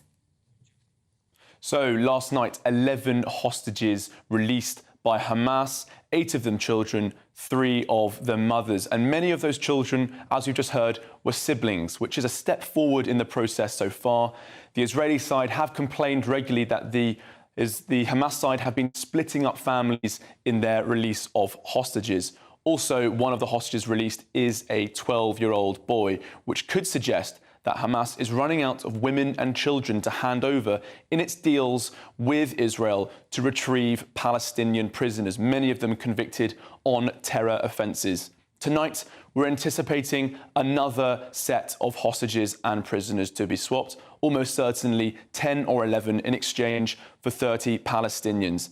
And Hamas still have their high-value hostages to keep this truce ticking over. Among them, American civilians and also 5 reportedly female soldiers being kept by the terrorist organisation in the Strip. They are keen to keep this truce continuing, as are the Americans and Qatar and the Egyptians. But Hamas have the most interest in keeping that truce going because in the next stage of this war, Yoav Gallant, the Israeli defense minister, says that there will be greater power and they will be throughout the Gaza Strip. Looking towards the map then, in the north, that is where the majority of Israeli forces are at the moment, where they have secured a great degree of the ground, but they'll have to push south through the Wadi Gaza should that ceasefire end later this week. Deir al-Balah is an area where there has been significant bombardment, and they will have to secure Khan Yunis and Rafah further south, significantly built-up urban areas where some 2.3 million Gazans are in the south. Al-Mawasi on the southwest corner is an area of 14 square kilometres, where the Israelis have designated it as a humanitarian safe zone where they will not conduct combat operations. The UN and other NGOs in the area say that this area is totally insufficient for dealing with the situation. They say that Gaza already has 8 refugee camps. It doesn't need a 9th. On the border then, the Rafah crossing, this pause in hostilities is going to be key for allowing more humanitarian aid into the Gaza Strip. Some 200,000 litres of oil needed a day, according to those operating in the region, to keep the area sustained. And then on the southeast, the Kerem Shalom crossing. This is where the majority of the hostage crossings are taking place as they push through Egypt and then into Israel. So if that truce continues tonight and also goes forward into Friday, which is reportedly when Israeli commanders want it to stop so they can push on with the next phase of their operation, they will have to force down into an area with 2.3 million civilians. They will not be able to use the same degree of tanks and artillery that they did in the first phase, because if they did, it would be devastating. OK, Charlie, thanks very much for explaining all of that. We now have a big sports scandal, a financial scandal. This is the back of the Mail today. Headline, Southgate agent and missing millions. England manager's cash used without his consent to fund a disastrous £25 million property deal. Aidan McGee with more. Yeah, I mean, it's a curious one, this, actually, because the £25 million sum, that's more of a pot rather than money that's been attributed to Southgate specifically. But there are some other big names on the list, not least the former England manager Glenn Hoddle and former England player Joe Cole. Now, what's interesting here is it centres around a property deal, an office block in the centre of London, around Oxford Circus, which has just, it was only actually undertaken a year ago, but it's fallen into difficulty. Terry Byrne, the guy on the right of the picture that you showed up there, who's the guy representing Gareth Southgate here via 1010 management, his companies are going into liquidation, and so that's why they've hit difficulty, and it leaves a bit of a black hole in the accounts of some of these players. Their relationship. It's a lot of money to lose, isn't it? Well, it is. I mean, we don't know how much of that £25 million is attributed to Southgate, but I mean, even if it's a third of it, and there's 3 people involved, plus a few others as well, there's a few other people there who aren't quite as successful. Yeah. But even if we're talking 4 or 5 million, I mean, it's he's negotiated his last 2 contracts, which are worth about £20 million, and that's where the money has come from. He befriended, he knew Terry Byrne from the England scene. I mean, if you remember when David Beckham was sent off against Argentina in 1998, you'll see a gentleman escorting David Beckham off the pitch. He started off as a masseuse at Chelsea and worked his way into the England scene. He's been around football for 30-odd years, and he's had a very, very successful career, but he seems to have hit some difficulty just now, and there'll be a few people sweating on whether they get their money back or not. But I'll tell you something, I mean, I've dealt with players and managers over a number of years in my career, Eamonn, and they can't resist throwing the dice on an investment sometimes, because it's a bit like being a boxer. You're only one bad season, one bad game away from being on the scrap heap, and sometimes I've seen players in all kinds of eras running out of money. Yeah.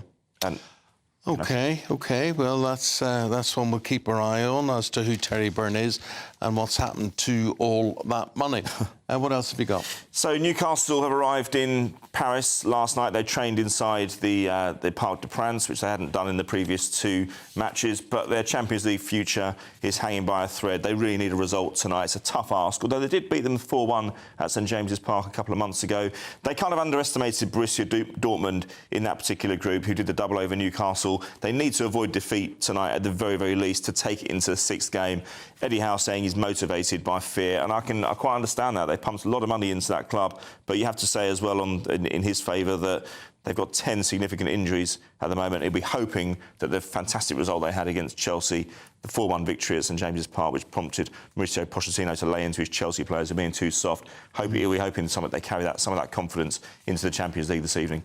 Meanwhile, we look at last night's Premier League game, Fulham and Wolves, and a lot of people continuing to lay into the VAR system. Yeah, I don't want to go into the minutiae and the detail of every single decision, but the long and the short of it, Eamonn, is that the Wolves manager, Gary O'Neill, who's done an excellent job so far, has been hard done by again last night, 4 times over. They lost the game 3-2, and he calculates that he's lost 7 points this season from VAR decisions, and we saw perfectly good decisions, or bad decision actually by the referee, not overturned by VAR. We saw too long taken over the decisions as well. It's taken the enjoyment out of the game, and Gary O'Neill himself says, "I've been quite cerebral, so quite calm having discussions. I've had talks and apologies left, right, and centre from various bodies, including the PGMOL, all season. But the difference 7 points would have made in the table." I mean, at the end of the season, that can be the difference between being safe in mid-table and getting relegated. And he asked the question of himself, well, should I kick up more of a fuss? Should I be more aggressive on the touchline, like some of the other managers, some of his contemporaries in the moment at the Premier League? And it's something he may have to consider, because at the moment it's getting him absolutely nowhere, and he's falling foul of all these poor decisions. OK. Thank you very much indeed. Aidan back at 8:20. Still to come. Still to come. Does social media negatively affect your health? I'd suggest probably yes. The answer, though, might surprise you. We'll have all the details and headline makers next.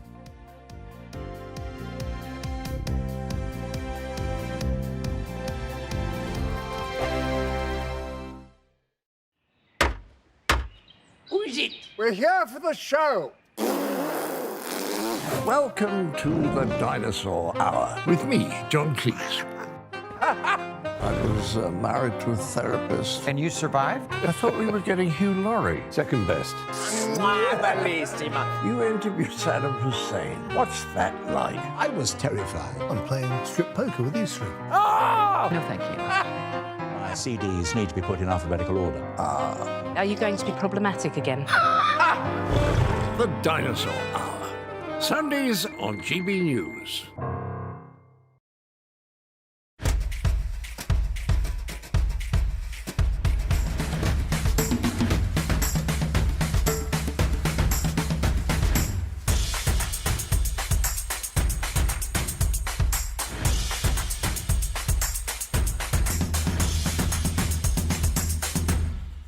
Wake up to the headlines with Headliners every morning at 5 a.m. We treat you to the day's biggest stories before anyone else, 7 days a week. You can catch up on everything you need to know before you've even had your kippers. Headliners every morning at 5 a.m, only on GB News, the People's Channel, Britain's news channel. GB News, unlike other broadcasters, isn't obsessed with the London-Westminster bubble. We think there's a nation beyond the M25, and that's why we talk about the issues that matter across the land. Join me on State of the Nation, 8 to 9 o'clock, Monday to Thursday, on GB News. Daisy's listening, and you should too. I think the most exciting bit for me is talking to people. People who I think are ignored often by the major news channels. We're going to give news they want to hear. There's a voice there that needs to be heard. I think there's a chance here for a diversity of opinion to be expressed, which you don't find elsewhere. It's really exciting. We don't hold back. We're free to say how decisions that are taken here affect us all around the country. Only on GB News, the People's Channel, Britain's news channel. There's only 3 people you can trust in life: your doctor, your lawyer, and your nana. I'm not sure. So join me, Nana Aquare, at 3 p.m. every Saturday and Sunday, where we discuss the biggest topics of the weekend. Be ready for battle. Could you be quiet? What is this? It's my new It's your new t-shirt. I don't bite. Well, not without a good reason. Always honest, always fun. Every weekend at 3 p.m. on GB News, the People's Channel, Britain's news channel. Your weekend starts here with Friday Night Live with me, Mark Dolan, 8 till 9 on GB News. Big stories, big guests and big laughs as we get you ready for a cracking weekend. That's Friday Night Live with Mark Dolan. Fridays 8 till 9 on GB News. Bring your own drinks. The admission's free. Tired of the usual focus-tested, pre-prepared Westminster runaround? Well, so am I. So you want higher taxes? Is your department to blame for this? Are you rethinking this policy? Every Sunday at 9:30, I'll be sitting down with those in power to get the truth about the issues affecting you. Let's be honest, we've known about the cost pressures of this project for years, not months. That's the Camilla Tominey Show, a politics show with personality. On GB News, the People's Channel, Britain's news channel.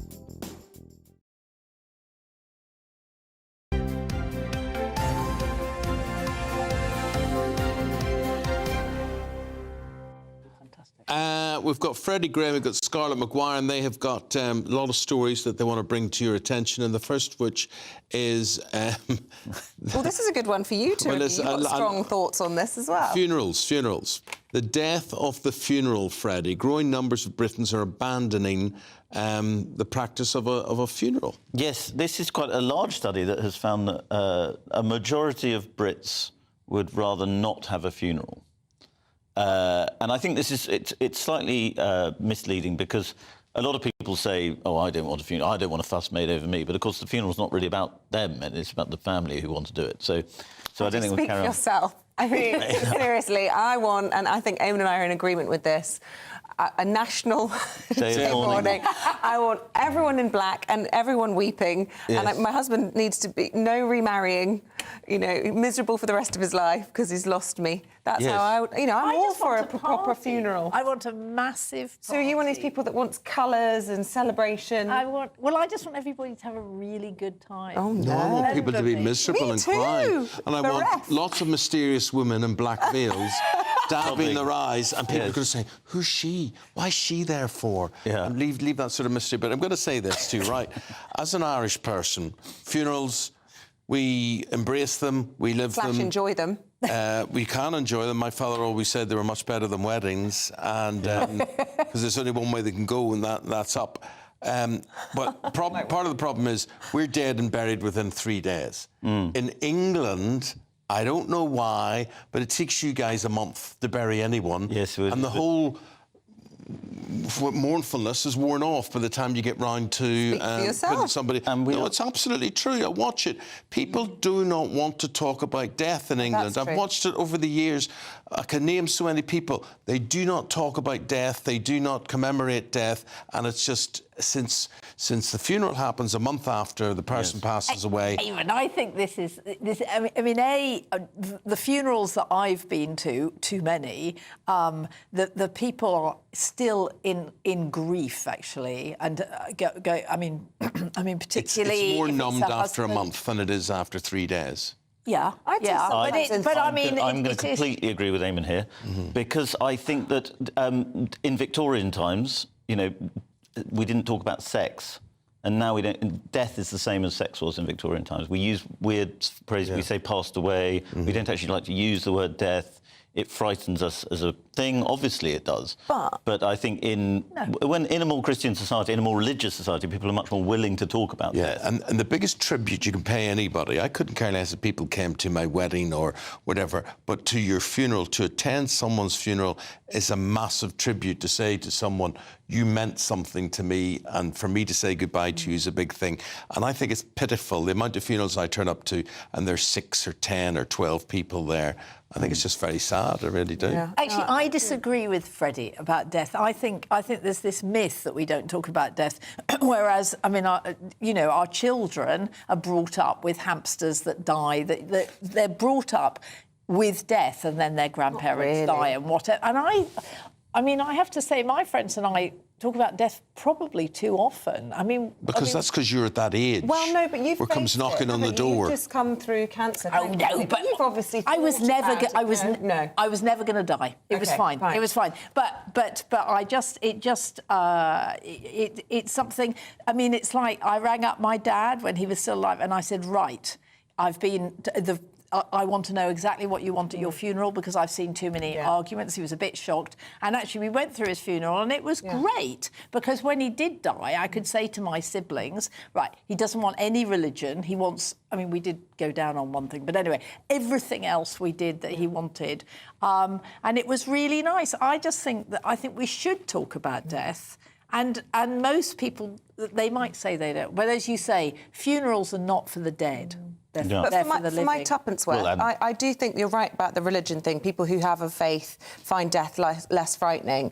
But I disagree on the point that 3 days later is peak mourning sort of stage, and a month later you're sort of numbed to it. I actually think sometimes 3 days after somebody's died, you're still in shock.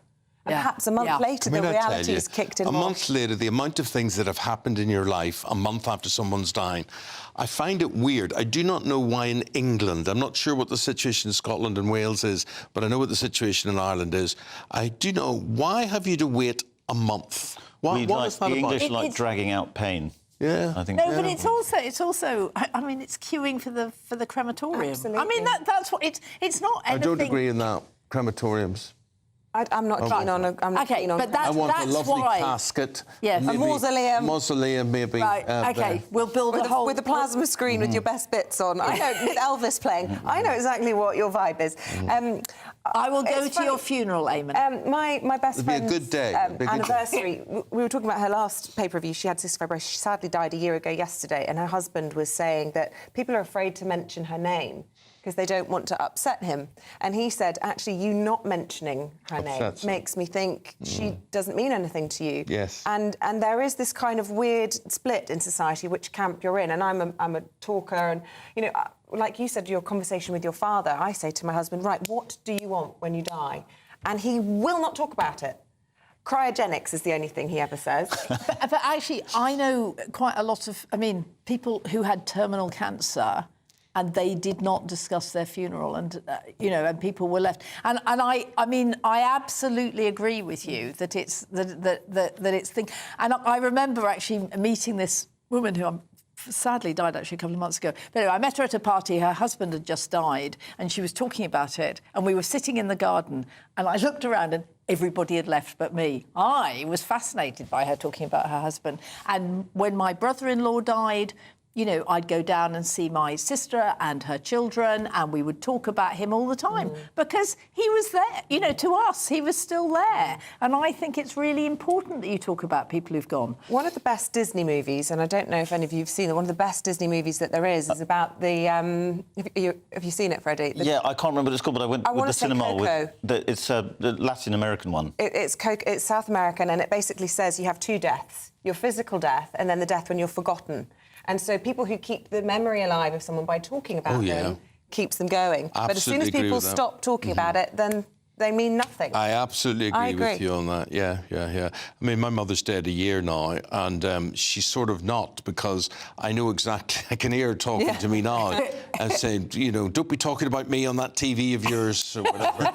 But no, I get all that. Let's talk about the Parthenon marbles now. A big row yesterday, Charlotte, but the Prime Minister didn't turn up. Who's Charlotte? Isabel, sorry. That's okay. Yes, that's all right, Billy Holmes. This is amazing. So we've been having a row about about what is called the Elgin marbles or the Parthenon frieze for decades. I mean, as long as I can remember, you know, way back when, centuries ago, there was a question about whether we should have brought them over here, whether they were bought properly. Anyway, the Greeks have always wanted them back, and it's gone on and on and on. And suddenly, the row blew up yesterday because the Greek Prime Minister is over here and asked for them back again. And Sunak cancels his meeting with the Greek Prime Minister. Very disrespectful. Very disrespectful. I have to say that I went to the Parthenon in September, and it is embarrassing that we've got them. I mean, it should not be there. And they've got a wonderful museum by the Acropolis that is incredibly modern, and they would look after them brilliantly. And it is embarrassing not having them. And there you've got the wonderful Acropolis, and we've got the marbles. But whatever you think, the thought of cancelling a meeting over a long-running dispute that's been going on for decades seems ridiculous. And also, are we definitely, you know, our track record on artefacts being stolen, are they definitely safe here in the UK, Freddie? Well, that's one of the points the Greeks have made, isn't it? That we're not sure you can look after them properly. I think this story is, you know, the dead cat story, that this is like a classic Rishi. I think we should rename it Dead Marble story, because it's just an attempt to create a story on a day that he's had more bad news.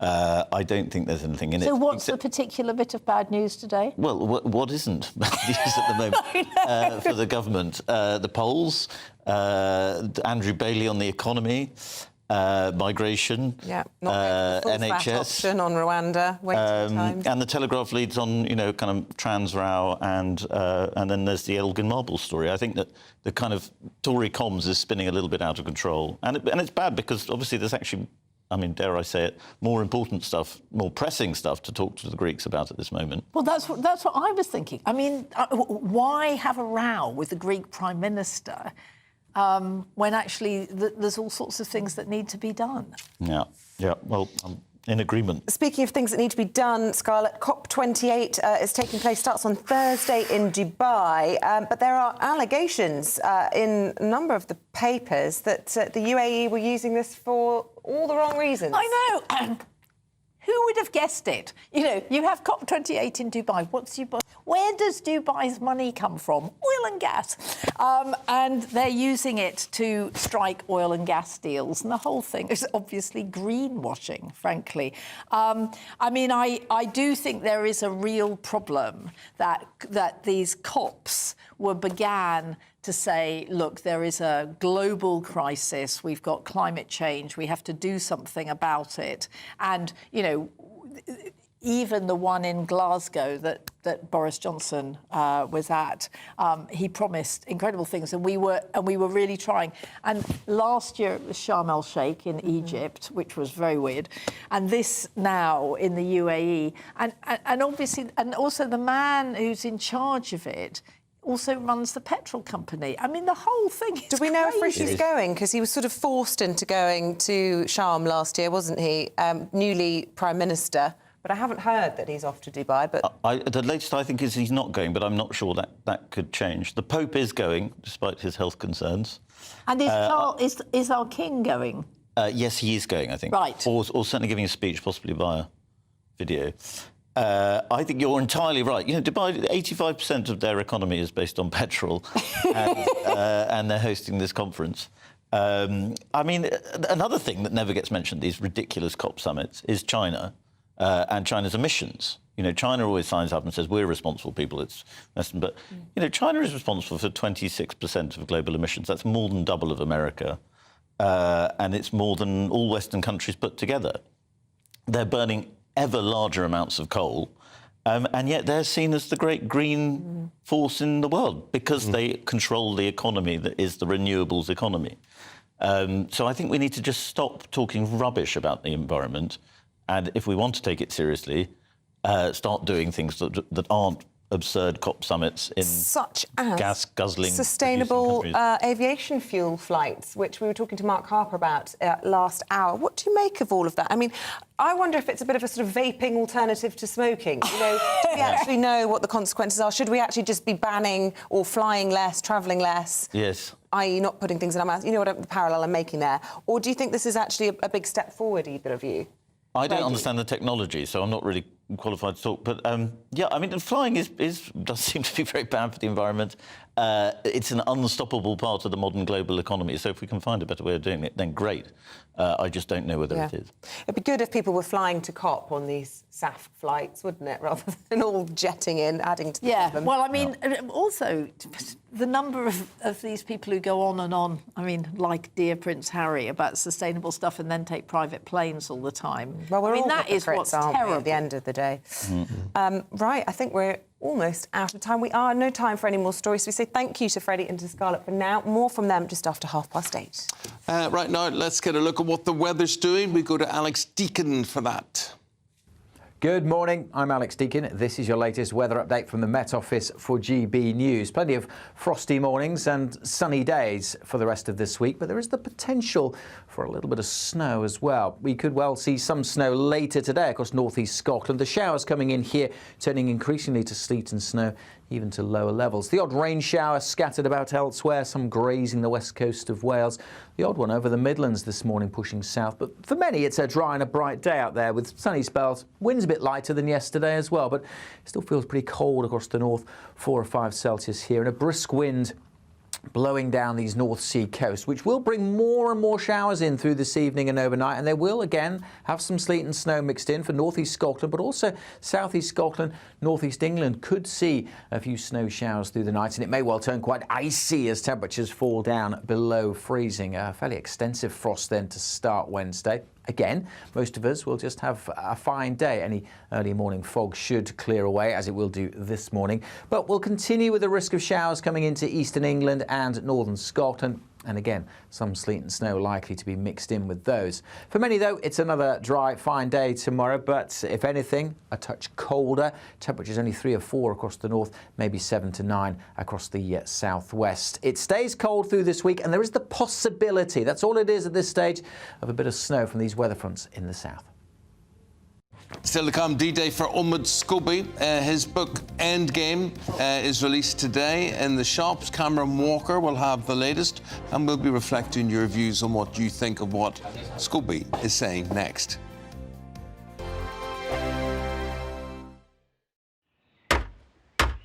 Who is it? We're here for the show. Welcome to the Dinosaur Hour with me, John Cleese. I was married to a therapist. And you survived? I thought we were getting Hugh Laurie. Second best. You interviewed Saddam Hussein. What's that like? I was terrified. I'm playing strip poker with these three. Ah! No, thank you. My CDs need to be put in alphabetical order. Are you going to be problematic again? The Dinosaur Hour. Sundays on GB News. Good afternoon, Britain. Good afternoon, Britain. Join us, Tom and Emily, To find out what's happening in the heart of Westminster. and why it matters to you. Weekdays from midday, we bring you the most compelling stories from across the United Kingdom. And from your doorstep to our inbox, That's right, we want to hear from you, GB News. Britain's news channel. I think the most exciting bit for me is talking to people. People who I think are ignored often by the major news channels.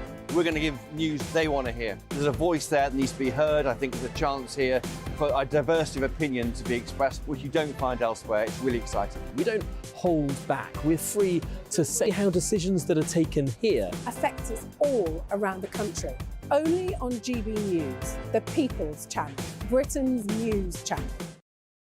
I'm Michelle Dewberry, and I'm not here to tell you what to think. I'd much rather hear what you have to say. So, send in your opinions to gbviews@gbnews.com. Keep them clean, and you never know, I might read them out. With my panel here on Jubes & Co, we debate, we get stuck into the issues of the day on a show where all views are welcome, especially yours. GB News, the People's Channel, Britain's news channel. In the GB Newsroom, we bring you the news as it happens. With our team of dedicated journalists across the UK, we're ready to give you accurate reporting every day. When the news breaks, we'll be there with bulletins on GB News, the People's Channel, Britain's news channel. Your weekend starts here with Friday Night Live with me, Mark Dolan, 8 till 9 on GB News. Big stories, big guests and big laughs as we get you ready for a cracking weekend. That's Friday Night Live with Mark Dolan. Fridays 8 till 9 on GB News. Bring your own drinks. The admission's free. GB News, unlike other broadcasters, isn't obsessed with the London-Westminster bubble. We think there's a nation beyond the M25, and that's why we talk about the issues that matter across the land. Join me on State of the Nation, 8 to 9 o'clock, Monday to Thursday, on GB News. Daisy's listening, and you should too. Tired of the usual focus-tested, pre-prepared Westminster runaround? Well, so am I. So you want higher taxes? Is your department to blame for this? Are you rethinking this policy? Every Sunday at 9:30, I'll be sitting down with those in power to get the truth about the issues affecting you. Let's be honest, we've known about the cost pressures of this project for years, not months. That's the Camilla Tominey Show, a politics show with personality. On GB News, the People's Channel, Britain's news channel.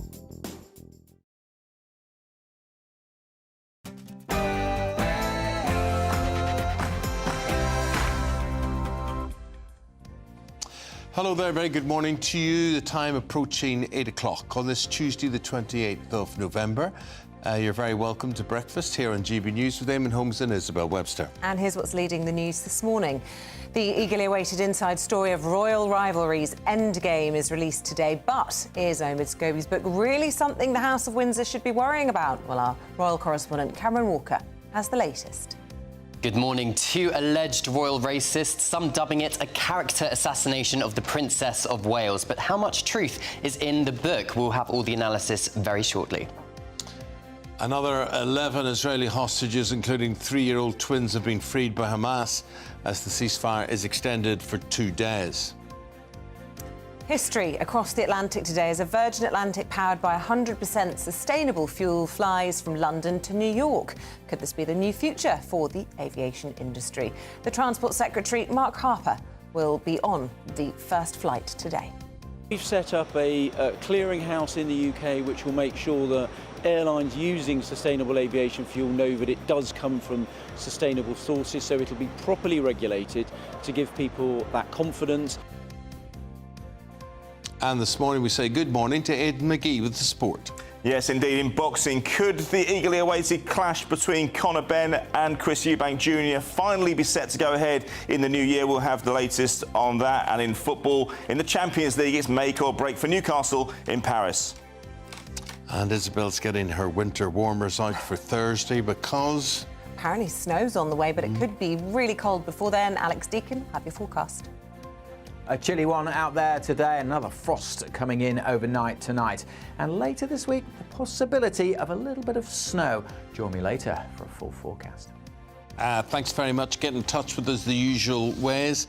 And Phil says, we were talking about smoking earlier on and it being banned. He says, I'm 75, I've never smoked. Doctor said I have the lungs of a heavy smoker though. Why? Because in my first 10 working years, I worked in a heavily smoking environment. So people must have a choice. Just increase the tax, make cigarette smuggling a heavy offence. We've also been talking about funerals this morning. Liz says, my stepmum didn't want one. It felt really strange not being able to see her off and say goodbye, but it was her choice. And we've also had lots on Omid Scobie's new book. Andy says it's time these two were exiled. They make no contribution to anything and are continually dragging our monarchy through unsupported speculation. GB Views at gbnews.com, where you can tweet at GB News.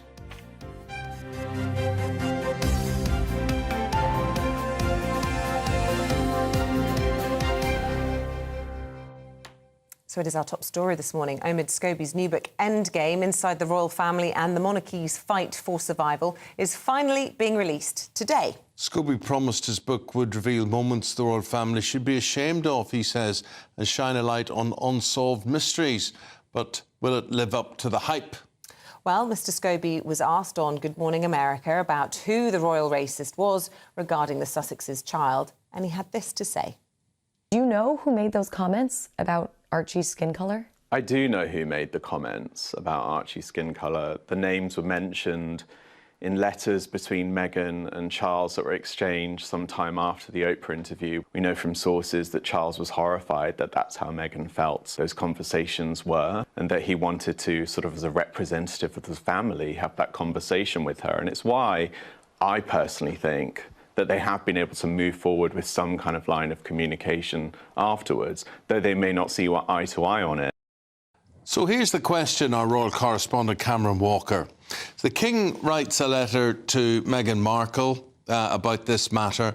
How then does that fall into the hands of Omid Scobie without either the King or Meghan Markle making that happen? Good question. I would suggest that it has not come from anybody close to the King. I think it's more likely that it has come from someone close to the Duchess of Sussex, which is ironic in a way, really, because if you remember a couple of years ago, Meghan, Duchess of Sussex sued the Mail on Sunday for publishing part of a private letter she had written to her father, and she successfully sued on that, so clearly she was very upset about her privacy being breached. So is she as upset as her privacy being breached with these group of letters talking about, between her and the King, talking about the alleged royal racists after the Oprah interview? It's a tricky situation. It's been a pretty, well, untraditional marketing campaign, you could say, for this book. What do you make of that? Yes, there's allegations in the Telegraph yesterday alleging that Omid Scobie and the publishers has given the book in advance to a select group of, let's say, pro-Sussex influencers online to try and drum up support in the social media world. There is huge cults of royal fans online, either Team Wales and Team working members of the royal family or Team Sussex, and it does get very toxic, to be frank. So they're really trying to perhaps, allegedly, drum up support for this book, and indeed the Duke and Duchess of Sussex, which again is quite ironic because they constantly criticise the British tabloids for pitting, let's say, Meghan and Kate against one another with the who made who cry over the bridesmaids' dresses, for example. And yet, with this book, it appears again the royals are being pitted against one another. Yeah, and where does that lead? What does that result in? And a lot of attacks I'm reading in the papers on the Princess of Wales, in particular. Yeah, a lot of very upset royal commentators and fans this morning because of that. Omid describes a source saying that the Princess of Wales, Kate, is the last shiny thing for many years to come, and said that Queen Elizabeth II really loves the Princess of Wales, as in Kate Middleton, because she was coachable, unlike Princess Diana, who perhaps was a bit more of a free spirit. Omid Scobie also alleges that Princess of Wales is a bit of a part-time working royal. I think it's just different styles, to be honest, because when you have the Queen and Prince Philip, for example, having hundreds of patronages over the year, spending a little bit of time with each of them, what the Princess of Wales and Prince William does is have a smaller number of patronages, but spend a lot more time with each of them and focusing on a specific area of interest. So, for example, the Princess of Wales, with her early years and early childhood patronages, spends a lot of time behind the scenes with them, as well as the public engagement. So that perhaps is why we see a bit of a difference. And, of course, she's got 3 very young children. And will we see any tit for tat on this, any retaliation from the royal family? I doubt it. Kensington Palace, Buckingham Palace not commenting. I think their strategy of never complaining, never explaining appears to be working. The opinion polls continue to suggest that Prince William and Princess Catherine are the 2 most popular royals in the United Kingdom. Prince Harry and Meghan's popularity has slumped and is not getting any stronger on both sides of the Atlantic, actually. Interesting. Cameron Walker, thank you very much indeed. Cameron's our royal correspondent. Now, Labour have vowed to scrap the government's shoplifting charter and make abuse of shop workers a specific event. What is a shoplifting charter? The Labour is alleging the Conservatives changed the law to classify the theft of goods under £200 as low-value shoplifting, meaning police don't prioritise investigations or prosecutions into all of this. Joined now by Shadow Minister for Policing, Alex Norris. Alex, good morning. Is it fair to term all of this a charter, a shoplifting charter?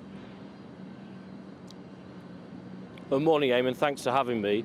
Well, what we've seen is nearly a decade, certainly since the disastrous decision to downgrade theft under £200, of nearly a decade of public policy choices that have made shoplifting easier, which is why we've seen this significant rise, a quarter up in the last year alone, huge rise of violence and abuse against retail workers, 850 every day. So whether you call it a charter or anything else, that is hugely important and needs very swift action.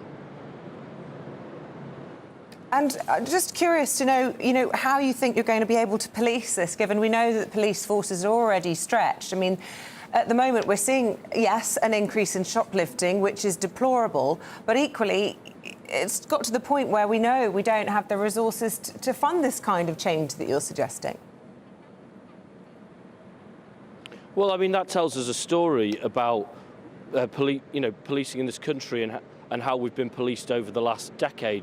Again, it shows that the decision to cut police was a total disaster. But what we've seen now as those police officers are being added back is that they're often not in the right places. So we're hearing really concerning stories about police officers, warranted officers with those skills and talents to be in neighbourhoods, deterring, tackling crime, actually being put in roles that perhaps you would call in the back office, which are important roles but are traditionally done by civilian staff because of budget pressures. So that's why we've made our commitment for 10,000 more police and police and community support officers in neighbourhoods on that front line. We think that's how you'd make an impact on it. Alex, obviously how this perturbs people, how it annoys people, and you intend then to make this more answerable than you feel it has been in recent years. Yeah, well, absolutely. At the end of the day, we have police and crime commissioners who have that responsibility for policing in their community, and we see that it tends to be areas with Conservative police and crime commissioners that have the highest rates because there doesn't seem to be the same focus on this. But in this place today, we are discussing legislation about crime and about justice that is completely silent on retail. That's a real failing. So I will and my colleagues will be trying to add that back into the bill. The government needs to listen, work with us on that so that we can tackle this scourge. Lots of talk on the airwaves this morning about the Elgin marbles. Reportedly, the Prime Minister belatedly cancelled a meeting with the Greek PM yesterday because he didn't want to be asked to give them back. Labour's position on this slightly different. Tell us what Sir Keir Starmer would do with the Elgin marbles. Well, this is not an issue of significant prominence for us. We're seeking to form the next government. We do that because we care about improving people's jobs, their lives. We want more and better housing. We want to tackle climate change. That's the sort of reasons we're seeking office. This isn't a huge priority for us. If the British Museum are talking to the Greek government and are coming to some discussions about a loan, well, that's something we would look at, but it's not something we're seeking to initiate, or, as I say, something of particular prominence for us. And what about reports that he would seek some sort of legal path to return the Elgin marbles to Greece, which is what we've been hearing? Well, again, that's not at all at the top of our inbox. We've not got proposals to say change the Heritage Act. If others come forward with ideas, then always we'd listen, but that's not something we're seeking to initiate. Can we talk about immigration? Yesterday, Yvette Cooper, the Shadow Home Secretary, calling Mr Cleverly Colonel Calamity. He's got a tough job, though, you've got to admit. Trying to bring down net migration. Everybody's agreed it's too high. You've lost us, have you? Are you able to hear us at all there, Alex? Hoping you've still got communications with us. Oh, just as we're getting to the good bits. Oh, what a shame. Sorry there, that was Alex Norris. Alex is the Shadow Minister for Policing. We were talking about shoplifting and how he intends to take it more seriously than perhaps it has been. Political editor Christopher Hope. Christopher, we're just hearing from Labour there. Not a priority for them. They're not seeking to initiate the return of the Elgin marbles. That's right. It's not. It's an issue which, of course, the Tories have made a big issue after a weekend interview with the Greek Premier Kyriakos Katatis, forgive me. He made clear that he's likened the issue of the Elf marbles to kind of carving up some art between the Louvre and the British Museum. He said it's not fair, and that really annoyed, I think, the number 10. So a meeting today has been cancelled. But I think going back to that point on shoplifting now, fascinating. I think Labour are on to something quite promising there for them. Shoplifting has been illegal since 1968 under the Theft Act, but the coalition government in 2014 did make it clear that if any value items nicked under £200, the maximum penalty was 6 months in jail, but very rarely prosecuted. More than that, it's 7 years in prison, and they want to come down hard now. The numbers are spiralling up 20% in a year, in some areas up 40%. I think even anecdotally, we know people talking about theft from shops. If you watch these programmes on TV, I've been watching, often the police are very rarely called. It's dealt with by security guards. A warning is given. The person is left to go on their way. I think there is an issue, out there in the country about shoplifting. I think Labour could be on something here. Well, I mean, I just don't know how they would police it, and I suppose that was my point to him. We know how stretched the police are. Obviously, he wanted to talk about Conservative cuts to police, but we are where we are. It's a wonderful ambition. Most of us would agree shoplifting's awful, but how on earth do we divert resources when we're seeing police officers on the one hand going after people who put tweets up that they don't like, but there's not enough people on the streets as it is for actual crimes, for serious crimes, and for this sort of thing. How do you solve it? Well, of course, you're right. It could be more money. I think that the Tory party has slightly got away with this idea of soft justice, of not putting people in prison for sentences of less than a year. That was unveiled in the King's speech. The government said at the time it was grasping the nettle, but the issue of being soft on crime is something which could resonate, I think, for voters. It could. I mean, the idea of going after theft, people taking things from shops that they think is theirs, and of course they're stolen, that does offend against, I think, some form of fair play, decency, or law-abiding Brits might agree with that. I think if they can find a way to fund extra policing, maybe fund some more security guards, see what Labour can do on that front, it could be an area where they might strike some meaningful blows against the Tory party. But I do take your point entirely about resources. But I think at some point a line's got to be drawn, and maybe Labour are saying that here. OK, Christopher, thanks very much indeed. Well, let's take a look at some of the other stories coming into the newsroom this morning. And the government has reached a deal with medical unions to end the series of strikes which have caused chaos in the National Health Service. The Department for Health said the offer would reform the pay structure for senior doctors by reducing the number of pay brackets and the time it takes to reach the top. The UK's first case of a new strain of swine flu has been detected in North Yorkshire. The Health Security Agency says the person contracted what's known as the H1N2 strain, similar to a virus found in pigs. They've since fully recovered after experiencing a mild illness. There's increased surveillance in surgeries and hospitals in Northern England as authorities work to establish the source of the infection. And good news for those suffering with heart problems, as a new blood test could help better diagnose and treat heart attacks. The new test measures the levels of troponin in the blood, and it's a protein that's released into the bloodstream after a heart injury, and it could signify future complications.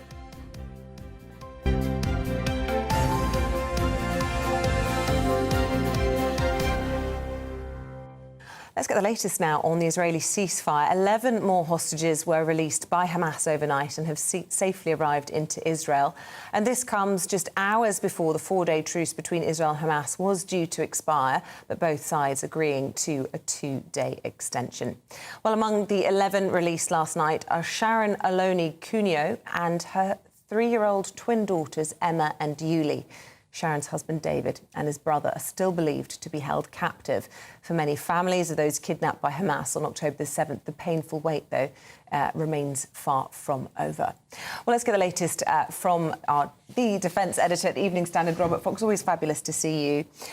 Robert, just the fact that this has been extended another 2 days, huge amount of hope for all those involved. Lots of concerns that they're not being able to get the aid in as fast as they would like. Certainly that's what Antonio Guterres has been saying. But what have we learned from the hostages so far about the conditions and the chances, perhaps, of more being released in the coming days? Very difficult. Some of the conditions seem to have been absolutely ghastly. There's a strange report today in the mainstream Israeli press that Mr. Sinwar, who is the head of and the brain of Hamas, came into one of the tunnels, talked to hostages in absolutely fluent, as it was put it, unaccented Hebrew, which he'd learnt from when he was detained by the Israelis and in prison. Where does this take us? I think very little intelligence will be coming, actually, because it has been such a disorientating experience. Blindfold, taken down tunnels, split up. And so the Israeli army the IDF will be taking sanctions about it. But the crucial agency, which we're beginning to hear a lot more about, is Military Unit 8200, which really is the surveillance and intelligence unit. And rather shockingly, they were told to take the holiday weekend off on the Yom Kippur celebrations around October the 7th. That is the worst, because it now appears that operatives, and they're very, very highly prized of 8200. It's not quite special forces, it's much more. And once you're in it for life, 8200. A year ago, a lady officer, unnamed, has come out and said, we told you something like this was going to happen. Plus, we had yesterday the reports that there were at least 3 major exercises of something like the massacres we saw on October the 7th. So there's a lot coming up. And that's one of the things that will happen now, is that politics is coming into more and more of what the Israelis are going to do. And the real question is whether they can extend again. If they don't extend again, and again, it's the more liberal wing of the Israeli media, they're speculating that they may not get the remaining hostages out at all. Might not get them at all. I mean, the pressure on Netanyahu, as we've seen these emotional pictures of hostages being reunited with family members, has really driven that home. Certainly international pressure as well. But how does this ever get resolved when you do have Hamas saying, we want the destruction of Israel, Israel saying we want the destruction of Hamas? I mean, it's an unsolvable problem. I hate to be self-referential, as they say. I looked at a clip because of some work that I'm working on about wicked problems. And it's me talking to you several months ago about wicked problems. Problems that, as you rightly say, the paths of solution do not coincide. In fact, they cut each other out. I'm afraid Gaza is looking that. Ukraine is beginning to look like that. And there are big issues like climate change, which you've been discussing, as well as migration. Back to Gaza. This is the problem. Nobody has an answer. And as we go into the next phase, and the IDF, the Israeli Defense Forces, have made it absolutely clear, and they're in the driving seat, they want to fight on, otherwise there's no chance of defeating, I would say just thwarting, Hamas. And that brings up terrible consequences, because you've got nearly 2 million people there. Are you going to fight through them? And as the New York Times is commenting this morning with great expertise, you can't just drop bombs on them. And I think that's where Blinken and Biden are involved in it. Meanwhile, they seem to be taking their eye off the ball in Ukraine. And they are coming together as a sort of perfect storm at the moment. Yeah. Sorry, it's a bit of a day for cliches. No, but I know what you mean. And obviously we have to focus also on the death toll in the Gaza Strip, between, 13 and 15,000 That's generally agreed now, and that in itself produces a generation of people with hate-filled hearts, surely. Which has been going on too long. And this is the thing that everybody is saying, and it's the message that the Americans, Macron, particularly, and the Brits, who do have a shout in this, and with the Germans, they're really going to be important in this, in saying, look, you two peoples are going to have to live together. This is the thing that's very difficult to get across, because they're, as you rightly say, and for understandable motives, that they are entrenched in their opposition to each other.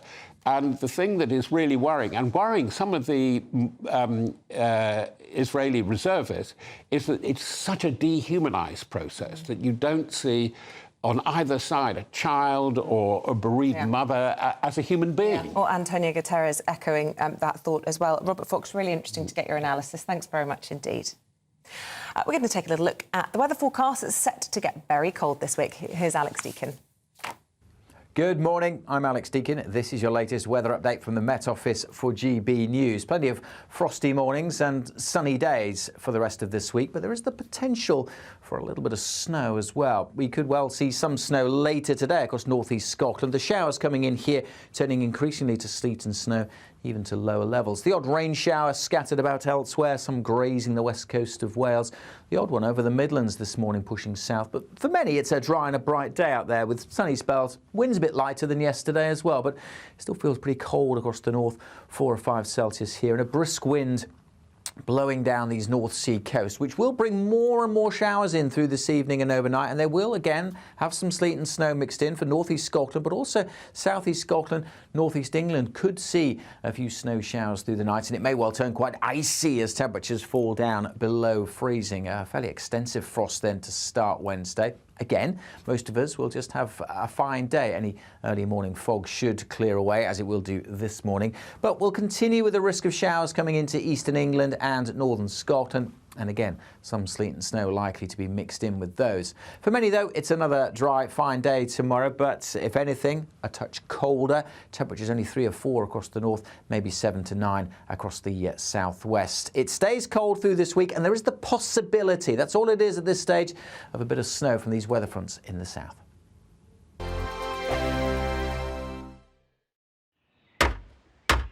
Who is it? We're here for the show. Welcome to the Dinosaur Hour with me, John Cleese. I was married to a therapist. And you survived? I thought we were getting Hugh Laurie. Second best. You interviewed Saddam Hussein. What's that like? I was terrified. I'm playing strip poker with you three. Ah! No, thank you. My CDs need to be put in alphabetical order. Are you going to be problematic again? The Dinosaur Hour.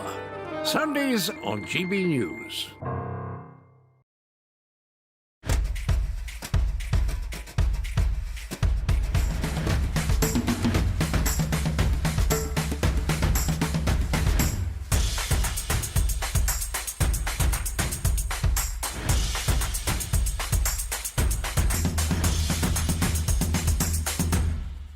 Wake up to the headlines with headliners every morning at 5 a.m. We treat you to the day's biggest stories before anyone else, 7 days a week. You can catch up on everything you need to know before you've even had your kippers. Headliners every morning at 5 a.m. only on GB News, the People's Channel, Britain's news channel. GB News, unlike other broadcasters, isn't obsessed with the London-Westminster bubble. We think there's a nation beyond the M25, and that's why we talk about the issues that matter across the land. Join me on State of the Nation, 8 to 9 o'clock, Monday to Thursday, on GB News. Daisy's listening, and you should too. I think the most exciting bit for me is talking to people. People who I think are ignored often by the major news channels. We're going to give news they want to hear. There's a voice there that needs to be heard. I think there's a chance here for a diversity of opinion to be expressed, which you don't find elsewhere. It's really exciting. We don't hold back. We're free to say how decisions that are taken here affect us all around the country. Only on GB News, the People's Channel, Britain's news channel. There's only 3 people you can trust in life. Your doctor, your lawyer, and your nana. I'm not sure. So join me, Nana Aquia, at 3 p.m. every Saturday and Sunday, where we discuss the biggest topics of the weekend. Be ready for battle. Could you be quiet? What is this? It's my new teeth. It's your new teeth. I don't bite. Well, not without a good reason. Always honest, always fun. Every weekend at 3 p.m. on GB News, the People's Channel, Britain's news channel. Your weekend starts here with Friday Night Live with me, Mark Dolan, 8 till 9 on GB News.